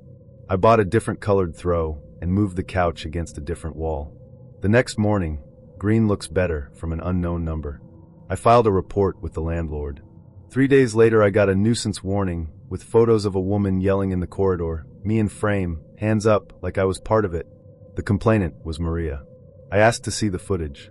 The building manager said the hallway camera had been offline for maintenance. The timestamp on the photo matched 3:13 a.m. I set a trap. I placed a tiny plant on the sill and took a photo, posted it to my private story, geotagged not at home but a cafe across town. That night, another text, cute plant. 10 minutes later, another message from a different number. Stop filming me in the hallway. I wasn't. Someone was performing both sides of a conversation for the file. I started recognizing her in other shapes. A woman with a bob and a denim jacket in the elevator, same perfume. A blonde with a tote bag by the laundry room, same shoes. For a week I wondered if it was one woman with wigs or 2 or 3 sharing clothes and a Target. In the evenings, under my new green throw, I scrolled through tenant forums and found a thread about apartment hunters who move into buildings for a month, create paper trails against a neighbor, then leave when the neighbor gets warned out. It's easier to evict a complaint than a complainer, one comment said. I slept with my phone face down and woke every hour anyway. One night the lock log dinged again. Accepted, management fob, 3:13. The cam caught a sleeve, a sliver of cheek. The still could have been anyone with a wrist bone, but the perfume came under the door like a fog. I flicked on the hall light and watched the peephole brightness shift by a degree, like someone backing away. I said, I'm calling the police, and my voice thinned at the edges. The landlord emailed the next morning. My lease would not be renewed due to ongoing disturbances documented by multiple tenants. I stared across the hall at a door with a new wreath on it and a nameplate that had quietly changed. M. Torres now read T. Mora. Same font. Same adhesive corner lifting. I moved. You can call that losing. You can call it cutting a wire. I packed the green throw and left the smart lock behind for a deadbolt with a key that bruised my palm if I squeezed too hard. The first night in the new place I slept on the floor and felt my nervous system deflate like a lung. On day 3, my phone buzzed with a new match. Different app. The profile name was Rena. 3 photos, gyms and mirror angles and a baseball cap under cloud. Bio, not into drama. Parks over bars. The first message read, blue is your color. His profile was ridiculous in a way that loops back around to believable. Glacier blue eyes, a jaw that knew geometry, a laugh caught mid-tilt. Commercial/fit model, the bio said, between campaigns. I rolled my eyes, then swiped right because the photos made my mirror feel kinder. He messaged immediately with punctuation that felt like confetti. He liked Korean barbecue. He liked women with opinions. He asked thoughtful questions and answered mine without slipping into the bland script of men who think charm is a coupon for consent. We agreed to meet at a place I'd been wanting to try. Sizzling platters, stainless vents, K-pop on low in the background. He texted 10 minutes before. Running slightly late. Save me a seat? I did, because I wanted his face to be real. The booth bench stuck a little to the backs of my thighs. The server brought water and a tray of banchan I poked at to give my hands a task. When the door chimed, I looked up ready to star in the small movie where the man in the pictures walks toward me with that relief smile that means both of us gambled right. The person who stopped at my table was filming. He wasn't the glacial prince. He was shorter than me in my boots, cheeks coarse with a week's beard, shirt clinging damply to his back. He held an old phone vertically and pointed it at my face like a weapon that only harmed reputations. Look at this, he said to the camera, not to me. Look how they do it. You see this? She'll only show up if I pretend to be a model. She wouldn't talk to me otherwise. The table grew quiet around me in ripples. My bone marrow went cold and then hot. Please stop filming, I said, small and formal. I don't consent. You didn't consent? He said, incredulous. His voice went louder without getting brighter. You think I consent to being invisible? You think I don't have to lie just to be seen? He angled the screen to capture me in the room, the banchan, the server hovering with the politeness of someone waiting out a storm. He was live. I could see the chat avalanche reflected in the screen. Emojis, slurs, drop at. Where is this? She mid. A username typed my first name. Another typed my workplace. Another listed an address I hadn't lived at for years. The viewer count ticked up like a heart monitor in the wrong direction. I pressed my palms flat on the table so they wouldn't shake. Lying to get a date is not a political act, I said. It came out teacher voice, crisp over the faucet noise of the restaurant. It's manipulation, and filming me without consent is harassment. Put your phone down. There was a beat where I could have been a person he listened to, and then the chat howled something about queen behavior, and he made a face like I'd proven their thesis. A woman near the wall called out, "Leave her alone." The server finally stepped in with the managerial tone I love in hospitality workers. "Sir, you need to stop recording or go." He backed away like the room was pushing him, narrating to his audience as he retreated. "This is what I'm talking about. Entitlement. They want to eat for free off lies and then act like victims." He left. The door chimed again. The table breathed. The server asked if I was okay with a steadiness that made me want to hug her. I nodded and put money on the table I hadn't eaten from, and walked out into air that felt like it belonged to everyone else. By the time I reached the end of the block, my phone was a riot. A friend texted, "Is this you?" with a link to a live stream clip already clipped by someone who clips things for a living. Comments braided around my face like barbed wire. Some were kind, most were not, and a subset were so specific I knew I'd been doxxed in the time it took the grill smoke to filter my hair. I made it home with the out-of-body focus you get when you're counting steps. I locked my door twice. I turned off my phone, and then turned it back on because off didn't feel safer. At 3 a.m., the lobby intercom rattled. I didn't answer. It rattled again, longer, until it became a whine in the building's nervous system. When I opened the door in the morning to fetch a package, a mannequin was propped against the railing. It wore my outfit from the night before, thrifted skirt, black tee, the jacket with the loose seam at the shoulder. The face was a paper printout of a beautiful man's head cut from a photo and taped to the plastic, the edges curling in the dew. A phone was duct taped to its hand, camera lens pointed at my door, red live dot on. My stomach did a slow, hot flip. I pulled the phone free and thumbed at the case and saw the stream title, Aftermath. The comments scrolled. She came out, door number. Send food to this address LOL. I put the phone in a shoebox like it could contaminate the rest of my apartment and went to the sink to breathe. I started a spreadsheet because that's what my brain does when panic needs diapers. Links, timestamps, usernames, screenshots of people asking, "What area is that?" and others answering with too much accuracy. In one thread, a user posted a collage of the model's profile photos with a small rectangle on one, a toe tag corner in the bottom right, the digits barely visible. Another replied with a morgue catalog number and a link to an obituary for a man with those glacier eyes and a face that had never been to my city. The catfish photos weren't stolen from a living man. They were harvested from a dead one. I hired a lawyer whose website promised digital reputation triumph. She was brisk in a way that comforted me. She sent takedowns and affidavits and stern letters. She called the platform, and the platform did platform things. Removed the stream, then allowed a re-upload under commentary, then removed that one, then left a reaction video up that used most of the original. The man emailed a counterclaim the next day from an address with numbers for a name. He alleged I'd harassed him at dinner, that I'd baited him, that I'd doxed him by weaponizing followers. Attached was a clip of me standing abruptly to leave, cut just before he angled his phone into my face. He wanted me to settle and sign a statement admitting I had misrepresented myself by expecting a model to show up when I had no such credentials. My lawyer laughed, sharp as a glass rim. "He's fishing," she said. "Don't bite." I tried to take comfort in her certainty and found I had none left to rent. At night, I'd catch a whiff of something, cooked meat, a deodorant I didn't use, and jump like the scent was a person. A forum someone sent me had a thread titled Field OP, Barbecue Girl. The original post listed my city, the restaurant, the time. The comments were timestamps that matched the lag in the live stream. It read like a gaming chat. "We got entry. We got an angle. Someone grab Airbnb photos near her zip." One posted a screenshot of my parents' street from a decade ago with a red circle around their mailbox. I felt myself shrink until my body was mostly white noise and clenched jaw.